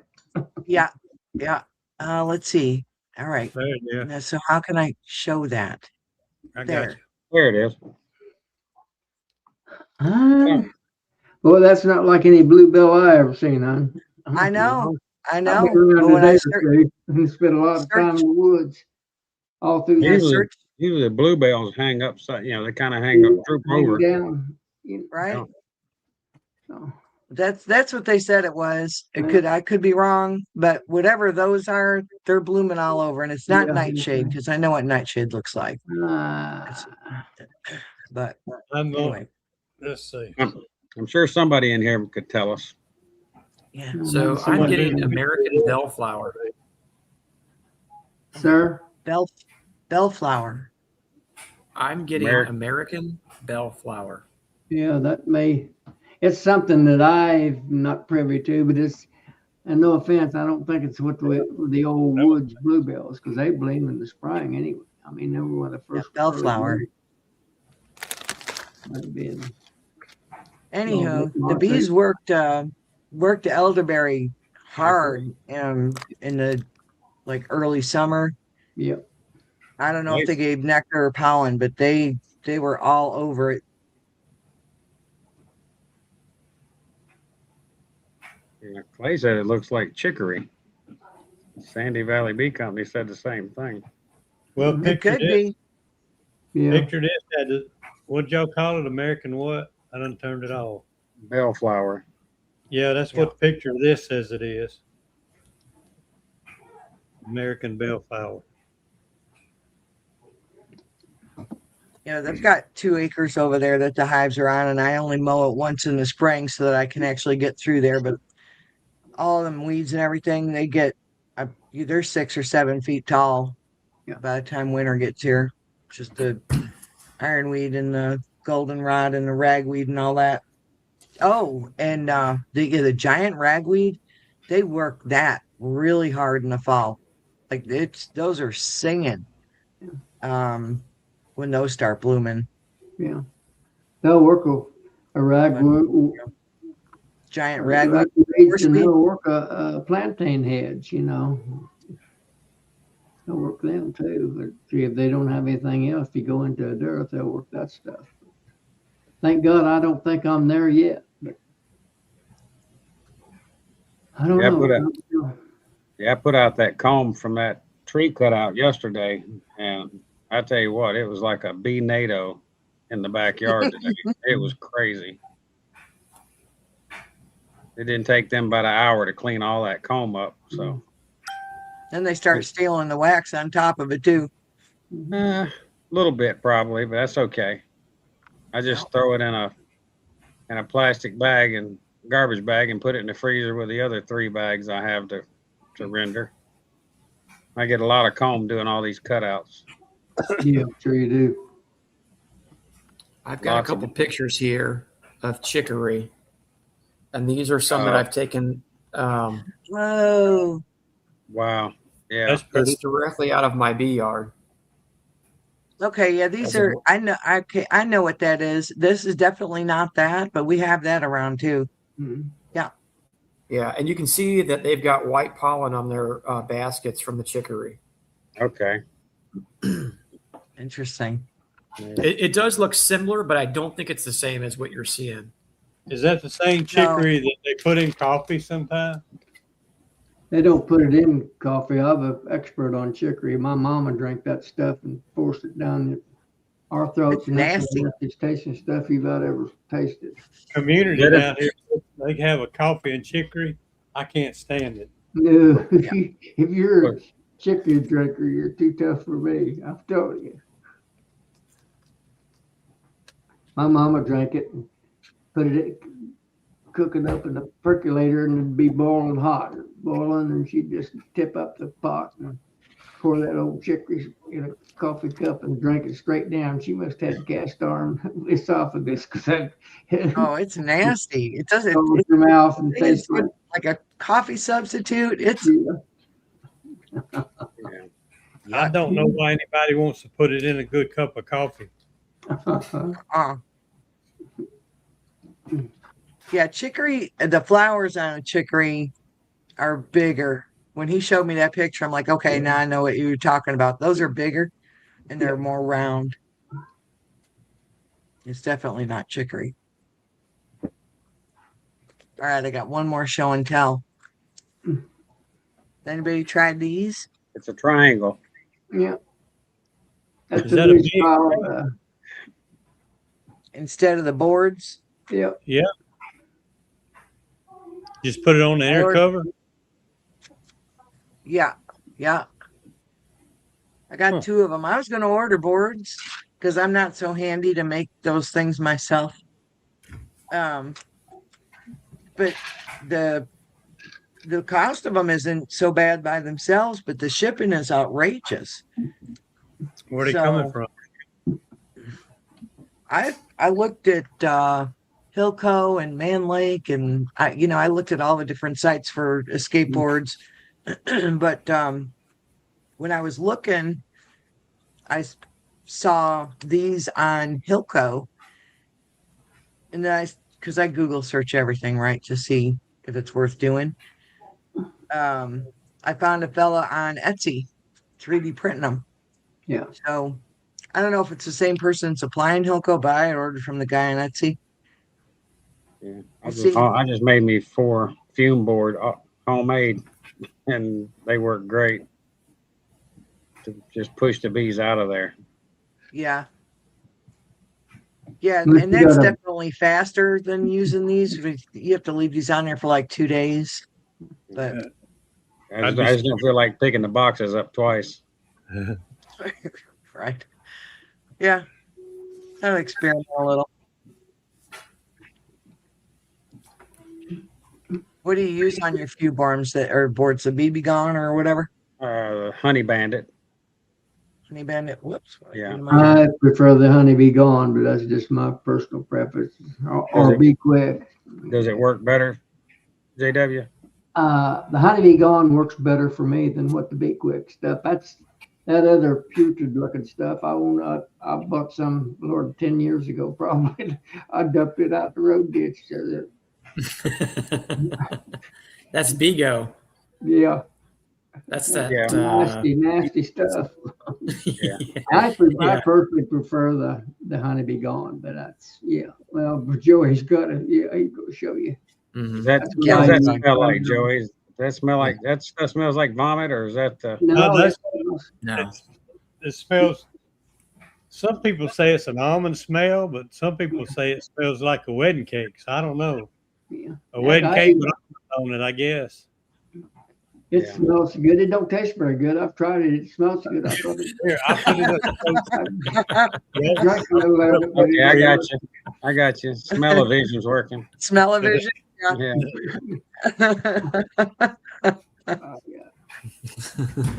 No, it smells a lot. It's kind of like a pipe, Rod. It smells a lot better than it tastes. It actually got a nice smell.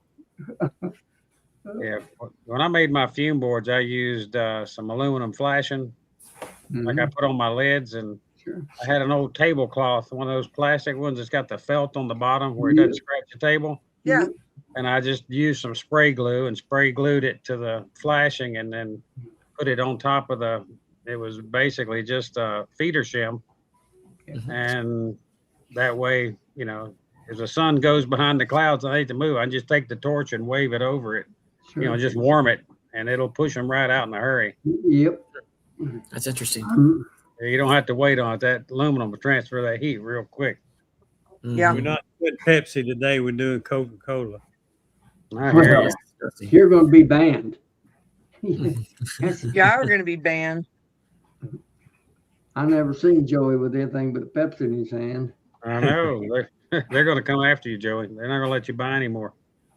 It's like the difference between 7-Up and Sprite. There's just 7-Up is the bomb. If you don't show me the label, I won't know. Oh, sugar. It's too sweet. Sprite, no, this is zero. Too sweet. This is 0.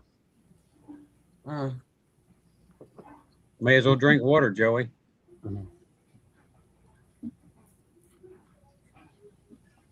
I do that too. And I think I we got tell up you, my wife makes kombucha. Any of y'all make or drink kombucha? Kombucha? I can't say it right. I had some at your house, and it was pretty good. JW, Oh, you had it over at Joey's house as well when we spent the night over there in the camper. Y'all had the pineapple, did you? Tom, that's been a better part of a year and a half. You think my memory? I couldn't tell you what I drank yesterday. Kombucha. Well, in that case, Kombucha. JW, you remember when I loaned you that $100,000? I'd like to see it back now. No, you can't. Half-timer's kicking in, huh, JW? JW tell us just part timers. It's not all the time yet. So he You're getting there awful close, old buddy, especially when you go taking this oxytocone or whatever I'm taking. I'm telling you. That Get off narcotic. of that as soon as you can. That is not good for you. That's You're what better my off with the gummies. JW said his memory's not that bad.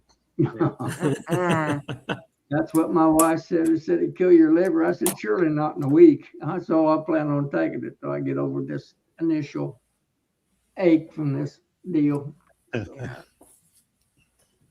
Sure makes me goofy though and sleepy. I can hardly hold my eyes open now. You're squinting pretty hard.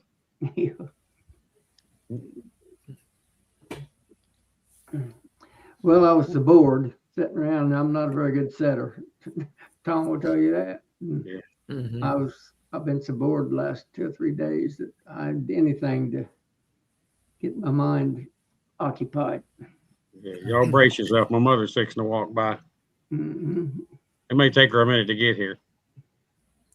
JW, I see that Blakey's been out there getting your trucks all cleaned up for you. You ought to see that thing. He took the seats out of it. I know he did. He posted something on social media. I commented back you to know him. him. If he can aggravate the old man with some kind of a silly thing, he'll do He that. got him looking pretty good, though. He got her all shined up and brought her up and put her in the shed. They won't let me drive it. My wife won't let me have the keys. I'm not supposed to drive, you know. So Oh, I see. I don't That's think why it's he gonna took it. last. Here she I comes. don't think that's going to last long. Say hey to everybody. Hey, Hey, Mom. I can. That's my mother. Hey, Mom. Hey, Mama. They're How all are you? waving at you.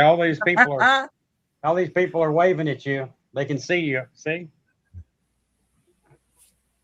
Hello from Louisiana.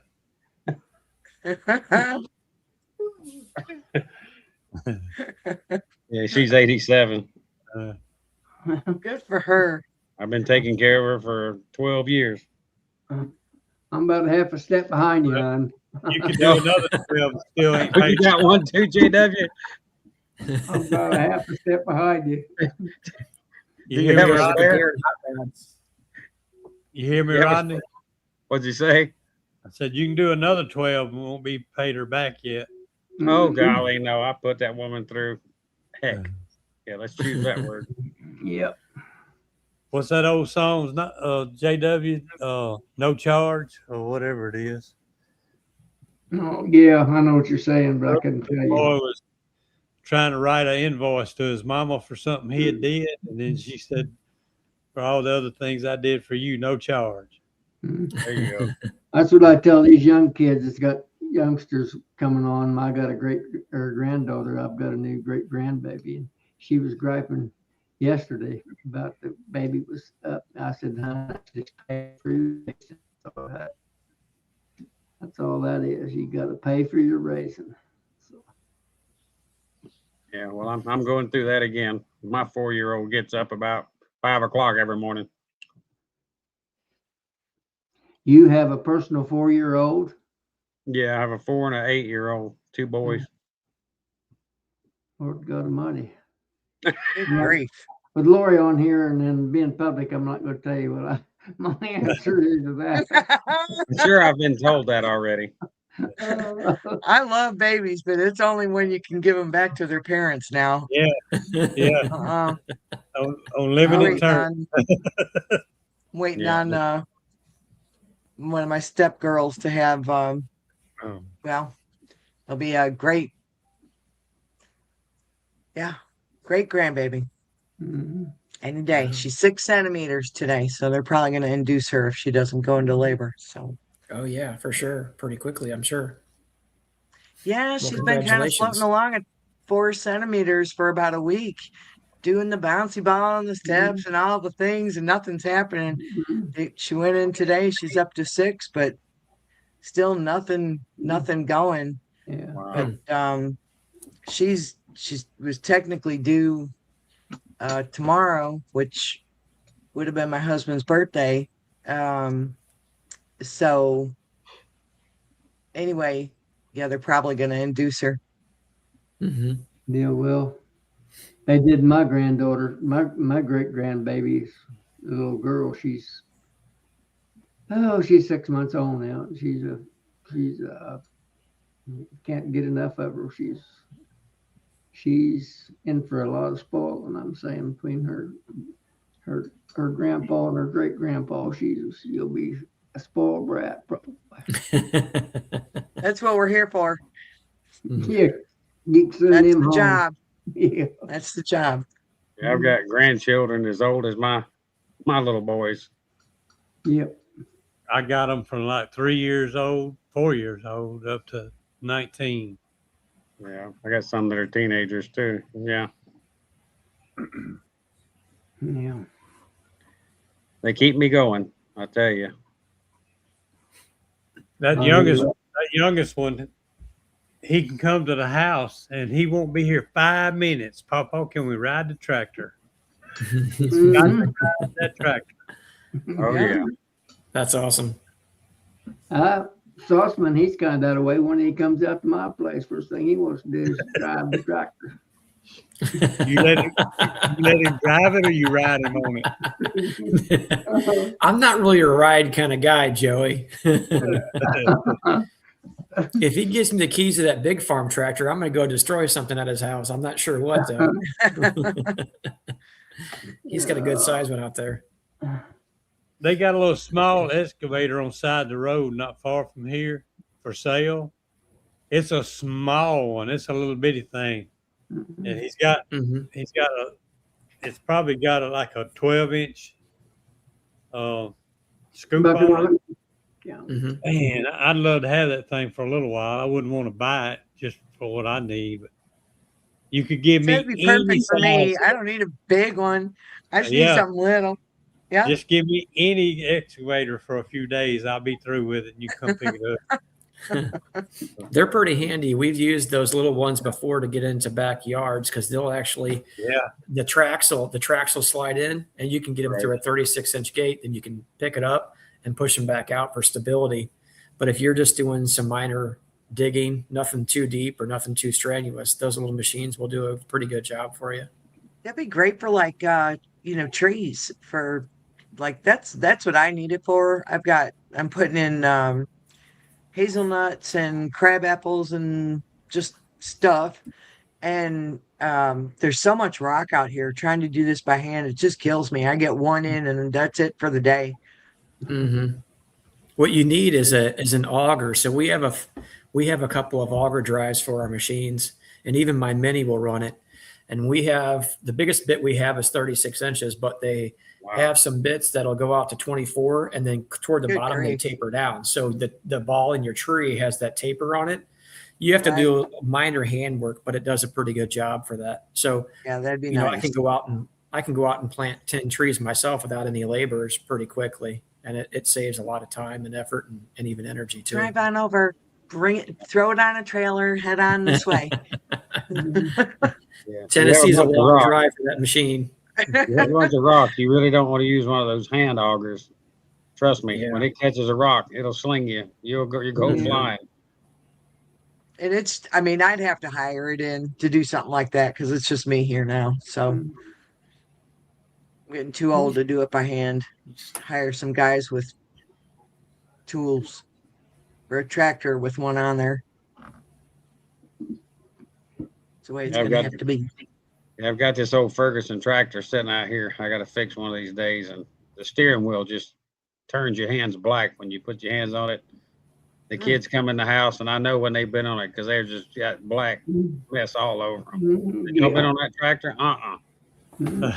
No, we ain't been on the tractor. Yeah. She And they did go, it. yeah. Yeah. Michael will blame it on Mitchell. Mitchell will shake his head, no.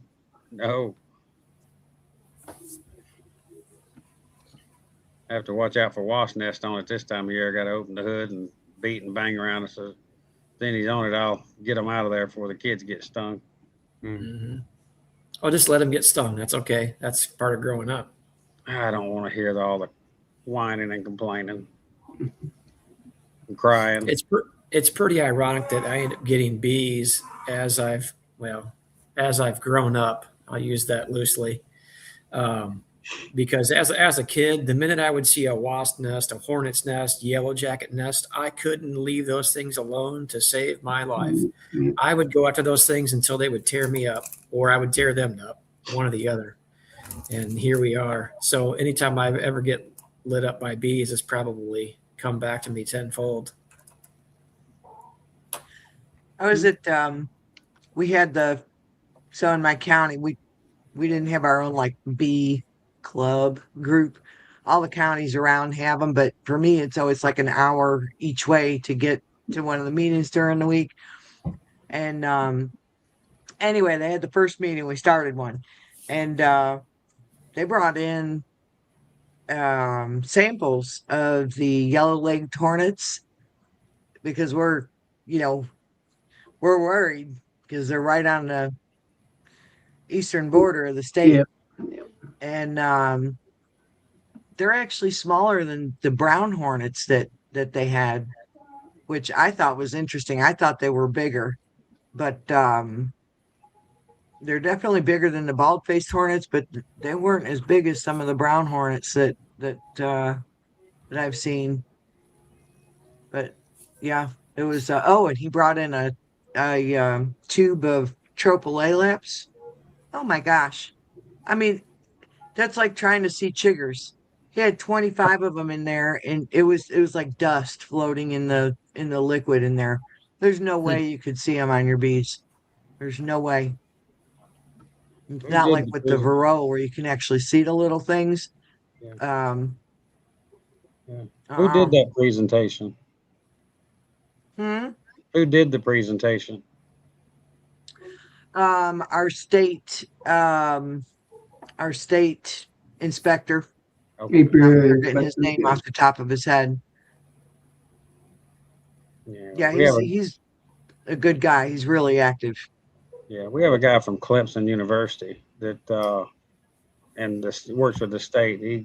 He does ours. I didn't know if he went up there and did something for y'all because he had the same stuff. The sample bottles. They probably are distributing them around to all the state inspectors, and that's so you know what to look for. Yeah, they say there's another nest was discovered in Charlotte, North Carolina, in Mecklenburg County, and they seem to be moving their way up the coast. They're not moving inland. They're only finding them out near the coast. So what I find interesting is they're moving north. Yeah. Which doesn't bode well really, because it's for the country. I mean, for us, it wouldn't have mattered either way because it's hot here. But I was wondering if they would be more range limited by temperature. But if they're moving north before they're heading inland, I don't think that's going to help save anybody. Yeah, there was some found in York County, which is one county away from me, but it's east, and that's as close inland as they found them. Yeah. But we haven't seen any around here. I expected to see some this year, but they've not. They're going up the coast for some reason. Yeah. Maybe it's I-95 going up through there. Who knows? They get a lot of truck traffic. Freight. Well, that's true. Moves up that way, coming out of the ports. That's true. I think eventually. Have extracted honey yet this year, or are you all still waiting to do that? What are you guys working on right now? I'm just too Doing lazy what? to go pull mine. Lori, have you pulled your honey yet? I did. Yeah, if you can call it that. It was a learning experience. It was Yeah. I didn't pull any last year because it was my first year, and then I pulled some this year. But I was mentioned earlier that I left the the lid on the. I had the super stack.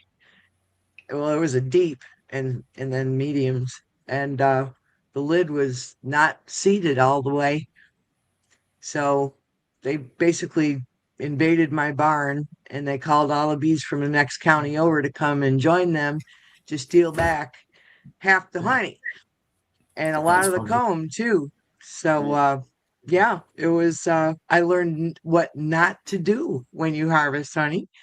Um You always it close was the kind of barn up.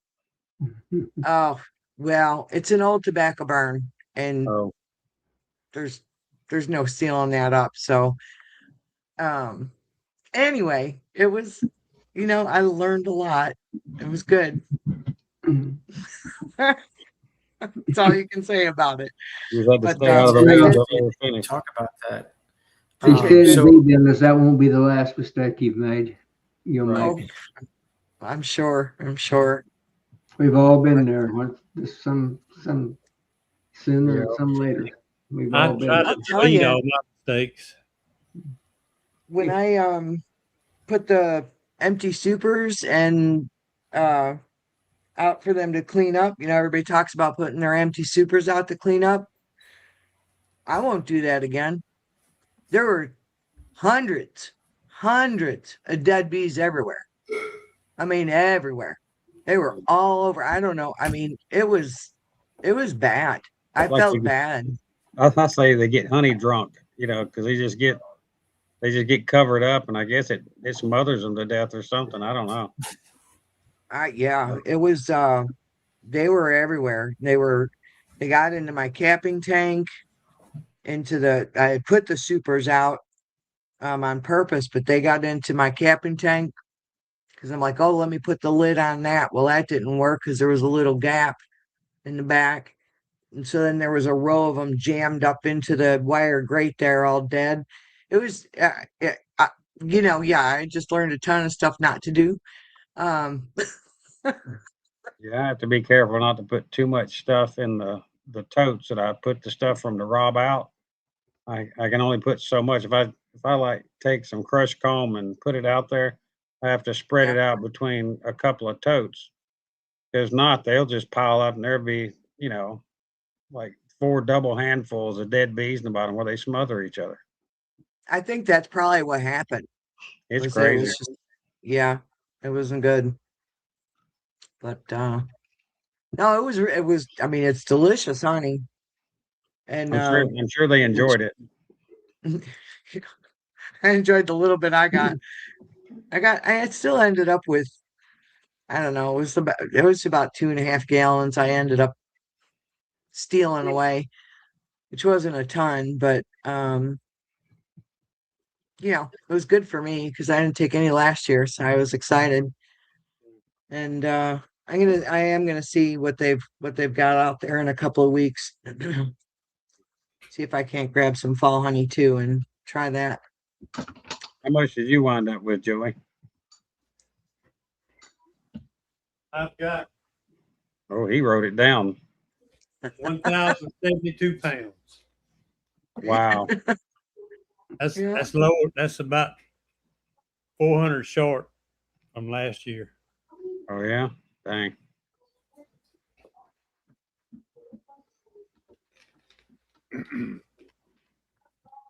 Yeah. Well, guys, I've got a long day tomorrow, and ladies. Yeah. So I got to be on site at 8 o'clock and start cutting that building open. I can't believe we've ground out almost 2 hours anyway. Yeah. Oh, an hour and 54 minutes. Look at there, Joey. You going to pull an all-nighter? Hey, Rodney, you No. going to work on that on a weekend or on a Sunday? Yeah, yeah. That's the only time there's nobody in the building. Oh, I see. I understand that. It's a commercial building, Yeah. huh? Yeah, they're getting it ready to sell, and they don't want anybody in the building when it's done. And I already had the tree abscond scheduled for today, so I had to get it done today, and Yeah. I got that to do tomorrow. They Yeah, that moved makes in sense. You probably above the cinder block where the roof it has metal beams for the roof, and that space where the beam sits on top of the cinder block wall, they're in that space. Oh, wow. I FLIR imaged it, and they're not down in the block, so they must have put a cap over the top of them so they couldn't get down in there. But I moved the drop ceiling, and you can see them. They're chewing that foam insulation on the inside, so they're making more space. It's amazing what they'll do up to get to us to an area. Oh yeah, they chew that spray foam up like cotton candy and haul it out. We have one to do in an apartment complex this last week. I've had 3 people absolutely hammer me the last week and a half about doing something. And I had to tell everybody that we weren't doing any outside work as we were trying to get our honey pulled, colonies treated, and the extraction process done. Well, we finished that up here this week. Some minor stuff to button up, but now we're able to get back to it. So we have 1 apartment and then 2 other ones that we have to go schedule. Just tell them the bees aren't going to hurt anything. You've got something to do right now, and you'll get to them as soon as you can. Well, I just told them, I said, hey, if you guys need attention to it right now, find somebody else. I can't help you out. I said, I've got several thousand pounds of honey that need to be extracted, and unless they're going to write a pretty fat check to cover that, we're doing what we're doing. And so, you know what was funny, and sometimes I get humored by what people do. This lady had reached out to me, and like on a Saturday, on a Sunday, and depending on what I have going on, we work a lot of Saturdays, but sometimes depending on what we have going on, I won't return the call until Monday morning, first thing. But anyway, she had called Melissa's phone, called my phone, sent a text message, and I just responded back to her politely and said, I'm happy to call you first thing Monday morning. We're, away from the office here this weekend. Anyway, I got back in touch with her and talked to her, and I realized, I asked her, I said, send me a text message with the pictures that you have, location, one up close, one far away. Send me the address and I'll see where it's at. Because we have an out of service charge area that we send on that as well. She did. And I realized I already had a text feed going with her. And I said, ma'am, I don't know if you realize this, but roughly, I can't remember what it was, 2.5, 3 weeks ago, I'm like, you contacted me already. And I already sent you my fee schedule, what the cost was. And my guess was she didn't like my price, but she couldn't find anybody else to do it. She was fishing. And then she circled back around to me, which is fine. And she kept asking me for the number or what it was going to be. And I said, ma'am, I don't know what that is. I said, I have to come inspect it, look at it, and we can kind of go from there. And anyway, I just told her, I said, I would budget, X amount of dollars. And, well, I can live with that. And I'm like, well, just so you know, I'm like, I sent you all this information before, so if you're in such a hurry and need to do it, we forwarded all this stuff to you 2.5, 3 weeks ago. There's a saying that goes like this that you really can't say as a business owner, but you think about it. It says an emergent or a lack of planning on your behalf does not constitute an emergency on mine. And there are so many times I want to say that. But anyway, I have to. Yeah, and you have to charge. You have to charge people to go out and look at this stuff, because if not, you'll have people wear you out. You'll be the busiest, brokest person in the world. Oh, most definitely. Yeah. When we started, it was 3 years ago. Melissa had scheduled 3 cutout inspections for us one day. Now I had my guys working on landscape projects that day, so the landscaping company was making money. But I had actually gone out, left the house at 7 o'clock in the morning, and by 12 o'clock, I had gotten 3 inspections done. And this is before we started to charge for that, the inspection fee itself. I realized by the time I got to 12 o'clock noon, I had not made one single dime myself, and my truck had already consumed half a tank of fuel from driving out towards St. Louis. And I told Melissa, I'm like, all right, that's enough. And she's like, what? And I'm like, we're going to redo this. She said, what do you mean? And I said, I haven't made one dime. All I've done is spend money today while the other guys are out working. And I said, my time has value. I'm like, I'm sorry, we have to figure this out. So we did. We put a charge in there for to go out and do inspections. And then we explained exactly why. We need to, occasionally you'll also get people say, well, I know exactly what it is. And I'm like, that's okay. You very well may know, but I can't tell you how many times I've had people say, I have bees, and find out it's some other type of insect. I'm like, I really don't want to deal with jackets. it. Call Right. Yeah. Or so, you know, so anyway, you know, the bees will be going in it, you know, down here at an air conditioner, but they're 10 feet back up in the floor joist up in the wall. So you don't, you know, until you go in like in apartments, you know, until you go in and clear the floor, the ceiling, the walls, everything, you don't know where they're at. Yeah. You can't. Well, most people, when you start to explain things in detail, they start to understand at that point, you know. And then once they see you do the removal, they'll go, oh, wow, I never realized it was this much. I said, that's right. I said, and when I leave here, my work's not done. I still have to put these bees in something. Yeah. You know, I've still got more work when I leave here. You know, I find that when we do a cutout anywhere past mid-season, the likelihood of the survival rate on those bees drops significantly in our area. I think it has a lot to do with the stress. I stopped saving most of the comb because I found what it was is nothing more than an attractant for hive beetles. So we might save a couple pieces, and I might give them a frame of honey from another colony. And if I have any excess comb, which often we don't, but if we do, we might give them one or two to start on, and then they have to build the rest. So we have to feed them and then treat them and then check the queen to see how well she's made it or what that looks like and you know what kind of problems they have. But anyway, you know, it's always a process. You know, occasionally you'll get people say, well, you won't do it for the bees. And you kind of chuckle and say, well, you know, I appreciate that thought, you know, and but no, I'm sorry, you're requesting the service and we'll provide that to you. But unfortunately, that is a service you would pay for, much like having somebody come in and do any type of service work on your house. So I think it just more or less just educating people and what that looks like is usually pretty helpful. Occasionally you'll get people that are unrealistic and you tend to just turn them away very quickly, but we've had pretty good luck in doing it. We just don't want to fill up our schedule with it. That's all. Yeah, you have to fire those customers. Yeah, unfortunately, you really do. Yeah. So I don't know. It's been a fun experience. It's taught me a few things about how bees will, you know, fill up a space. Certain things that they'll do, like you talked about, how they'll chew their way through certain areas, remove insulation, foam, all sorts of stuff. And, you know, the direction that their entrances face, how small they are based upon the colony size. This is one of the reasons why I actually made the decision to start putting my entrance reducers in my colonies and just flat out leaving them in. You know, was partly because of when I found we've removed some very large colonies from structures. Some of them had insulation, you know, around them. Some of them didn't. So they weren't all in like a climate controlled area. And to see the entrance was usually pretty small for a pretty large colony. Right, Russell. You know, so anyway, it's taught me a few different things about what bees will do naturally when you let them kind of work in their own space. You know, another thing, when you do the home surveys, you can kind of get a feel for what type of customer they are. If they're going to be super picky, or if they're going to just, you know, what they're going to do versus what you're offering. Most I tell them, I say that, you know, the more work you do, you know, the less your cost, but it's more you have to do. Sure. Yeah, we had one lady, we did one on her beautiful house, you know, a short distance away from us.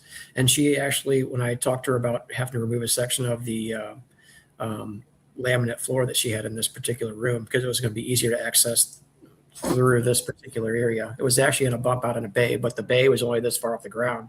So I'm like, I can't get there and pull the bottom out to get to him. I said, I need to go from the top. And she's like, oh, well, that actually is okay. She goes, I actually have a handyman. And she goes, he needs to do some flooring work anyway. I'm like, you know what? That's perfect. Let him come in, remove the baseboard, remove that portion of it, get to the subfloor. I'm like, that will dramatically, you know, decrease your cost for doing, you know, a set amount. And I said, then he can put it all back together. I'm fine with that. So This lady was a delight to work for, and we've had a lot of really good customers. Occasionally, you'll get some that I just usually turn away. Like you said, you just don't get a good feel about them. Yeah, you get a bad feeling about them, and you just I've tried to learn to trust my gut when it comes to dealing with people, and the same thing can be for yeah. you know, if you're selling honey to them, selling bulk, you know, different things like that. You know, so that can be a lesson for people that may not do cutouts, but are here in the chat. That, you know, just understand that every customer may not be your customer, and learn to be okay with it. You know, whether it's people you're selling honey to, you're wholesaling honey to, maybe markets you're doing, things like that. So keep that in mind. You don't always have to strive for the bottom shelf. I went to one, and it was like an hour away, and I still charged them to go down there, discussed what had to be done, and the man was just fine with it. I said, it's going to be weekend after next before I can get out here. He said, that's fine. And we went downstairs, and his wife was down there, and we explained it to her, and she's like, ugh, I was like, oh boy, here we go. Oh, she's like, oh, it's just more money. Oh, it was just, I was like, whoa. And needless to say, they found someone else to do that job. Yeah. I said, I don't need it. No. That's right. That would have been nothing more than just an absolute nightmare. I seen it coming. Yeah. Yeah. Learn to be a good read of people, and that'll save you a lot of heartache. I've learned a lot of lessons the hard way. I really have. But after you get burned a couple of times in business, or you end up having to completely bend over backwards just to make the money that you had set off to do originally, and even if you're providing a good service or a product or whatever it might be for somebody, I am not a fan of working for my money twice. So, that's, there's always somebody out there. Most people are genuinely really good, a fair shake for the service that you're providing or the product you're providing. But there are occasionally people that will absolutely take advantage of every person, every situation that they possibly can. Learn to know who those people are. They'll usually, if you talk to somebody long enough, they'll tell you who they are. Yeah, their true self will show. Absolutely. Yeah. Yeah, Brad, this is a really good, I kind of try to use this as a motto for anything that we do in it. If somebody is complaining about the price, especially if you have a good product and you're fairly priced, right here. I kind of agree with this one right here.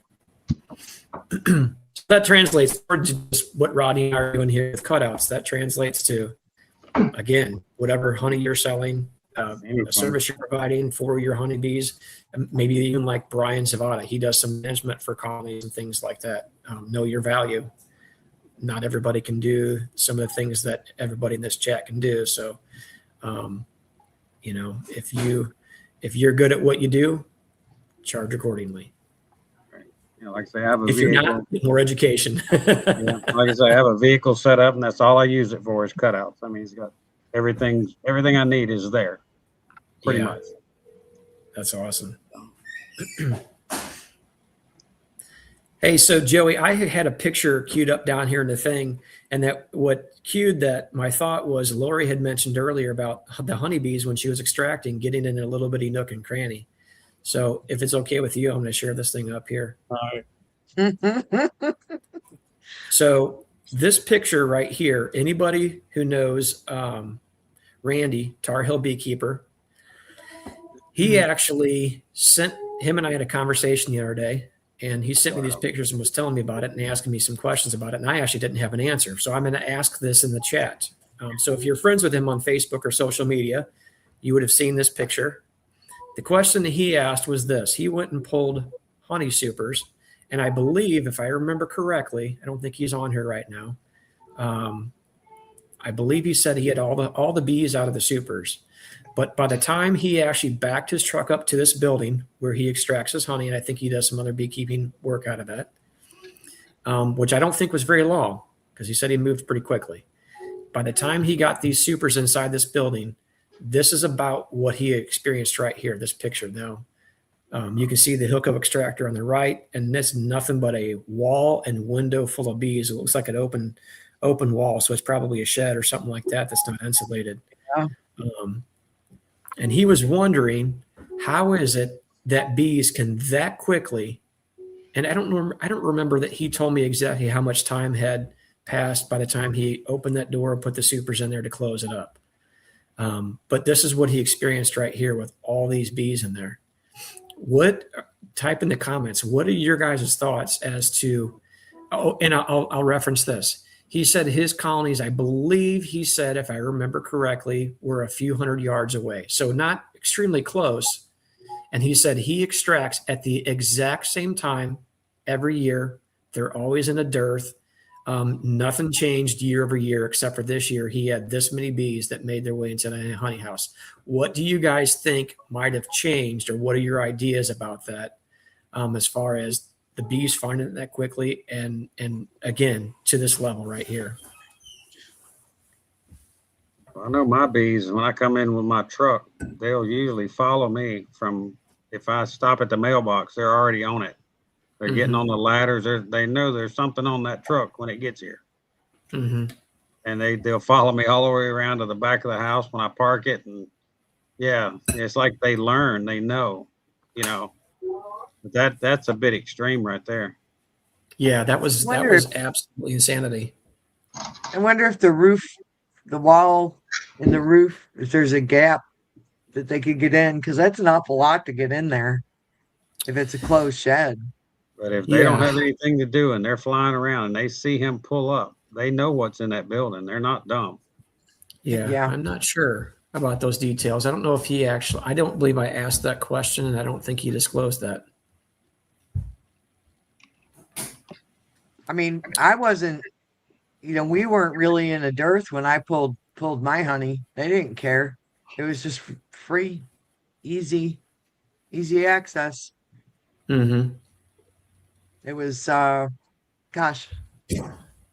was it June? I think middle of June. So, it was before, there was still a lot out about that time. And I don't think they care. If they can get to it, they will. Yeah. It's amazing the tenacity that those bees have, from time to time when it comes to, nothing happening, and they're looking for any little drop of sugar they can get a hold of.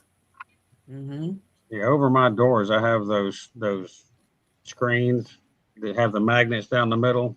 So when you turn, when you go through them, they close back. And I have a fan, like I would have a fan in the window where all those bees are drawing out. And I have some hardware cloth on the back side so they can't get back through the window. So it draws through from the outside, and the smell never goes out my doors. It only goes out. There'll just be thousands of them around that fan trying to get in, but they never go to the door because they can't smell it. Yeah. It's just an exhaust only. So, and that helps a lot. Sure. That makes sense. Yeah. I had a small area in my garage that I didn't realize had a small gap in it. The sidewall of my garage is half concrete because it retains a little bit of soil on the side where I have an upper driveway. The back wall is completely framed all the way down to the floor where the foundation wall is. But right in the gap where the wood framed wall meets the concrete foundation wall, I never paid attention to it. There's a really small, tiny gap that was in that area. Well, I had found a couple other areas around my garage door that were gapping just a little bit a couple of years ago. I took care of it, took care of the ceiling and stuff around it, because again, when you're extracting, you're basically putting all that honey smell into the air. Right. Anyway, I couldn't figure out, and we do a really good job of getting all the bees out of the supers. Pretty much mostly bee free, and the few that remained in there, when they hit the window, I vacuum them off the window. That way, if like we had our nephews over, he helped me do a little bit of extraction and clean up on some stuff. They're not allergic to bees, but trying to keep the work environment clean and friendly. I didn't want people getting stung, things like that, right, by accidentally grabbing a bee or something. Well, I realized there was a few bees coming in, and they immediately go to the window because that's the brightest light source in there. Anyway, I started looking around and paying attention where they were crawling, And surely enough, I found that little space right there. And just for the short time, I ended up stuffing paper towels in it just to close the gap so I could get back to it. But just food for thought for anybody extracting, whether you're using a shed, a garage, unless it's inside your house, those bees will find any air gap that they possibly can. You would be surprised at how that smell of honey will get into the air when you're in a dearth. The bees will show you every weak point you have, every gap you have in your house. So keep that in mind when you're setting up a honey house, you're extracting. Check for all the little gaps that you think you have, and the ones that you don't know about, the bees will find them and show you. It's like over at the solar wax melters, there'll be no bees around it. As soon as I open that lid, hundreds of them just show up in a matter of seconds with the smell that's for inside sure. the solar wax melter. I'm like, wow.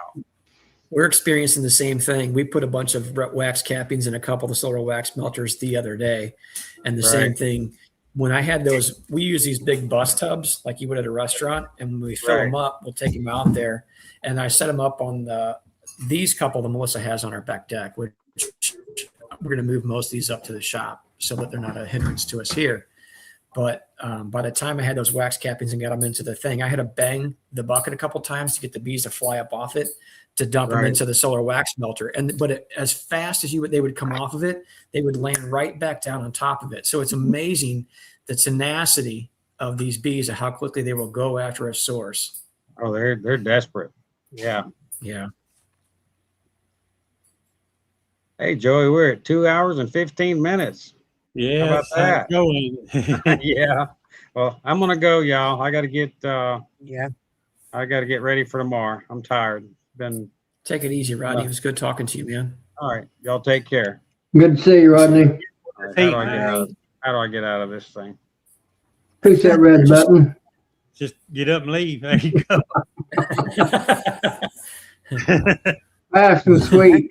I'm gonna go ahead and close the chat down, y'all. Yep, I gotta swap dogs. Yeah, you can hang on. You don't have to go anywhere. We have a little after chat too. Okay. You swap dogs while we closing out. All right, I'll do that. And I appreciate everybody coming in and enjoyed it. And we'll see y'all next week.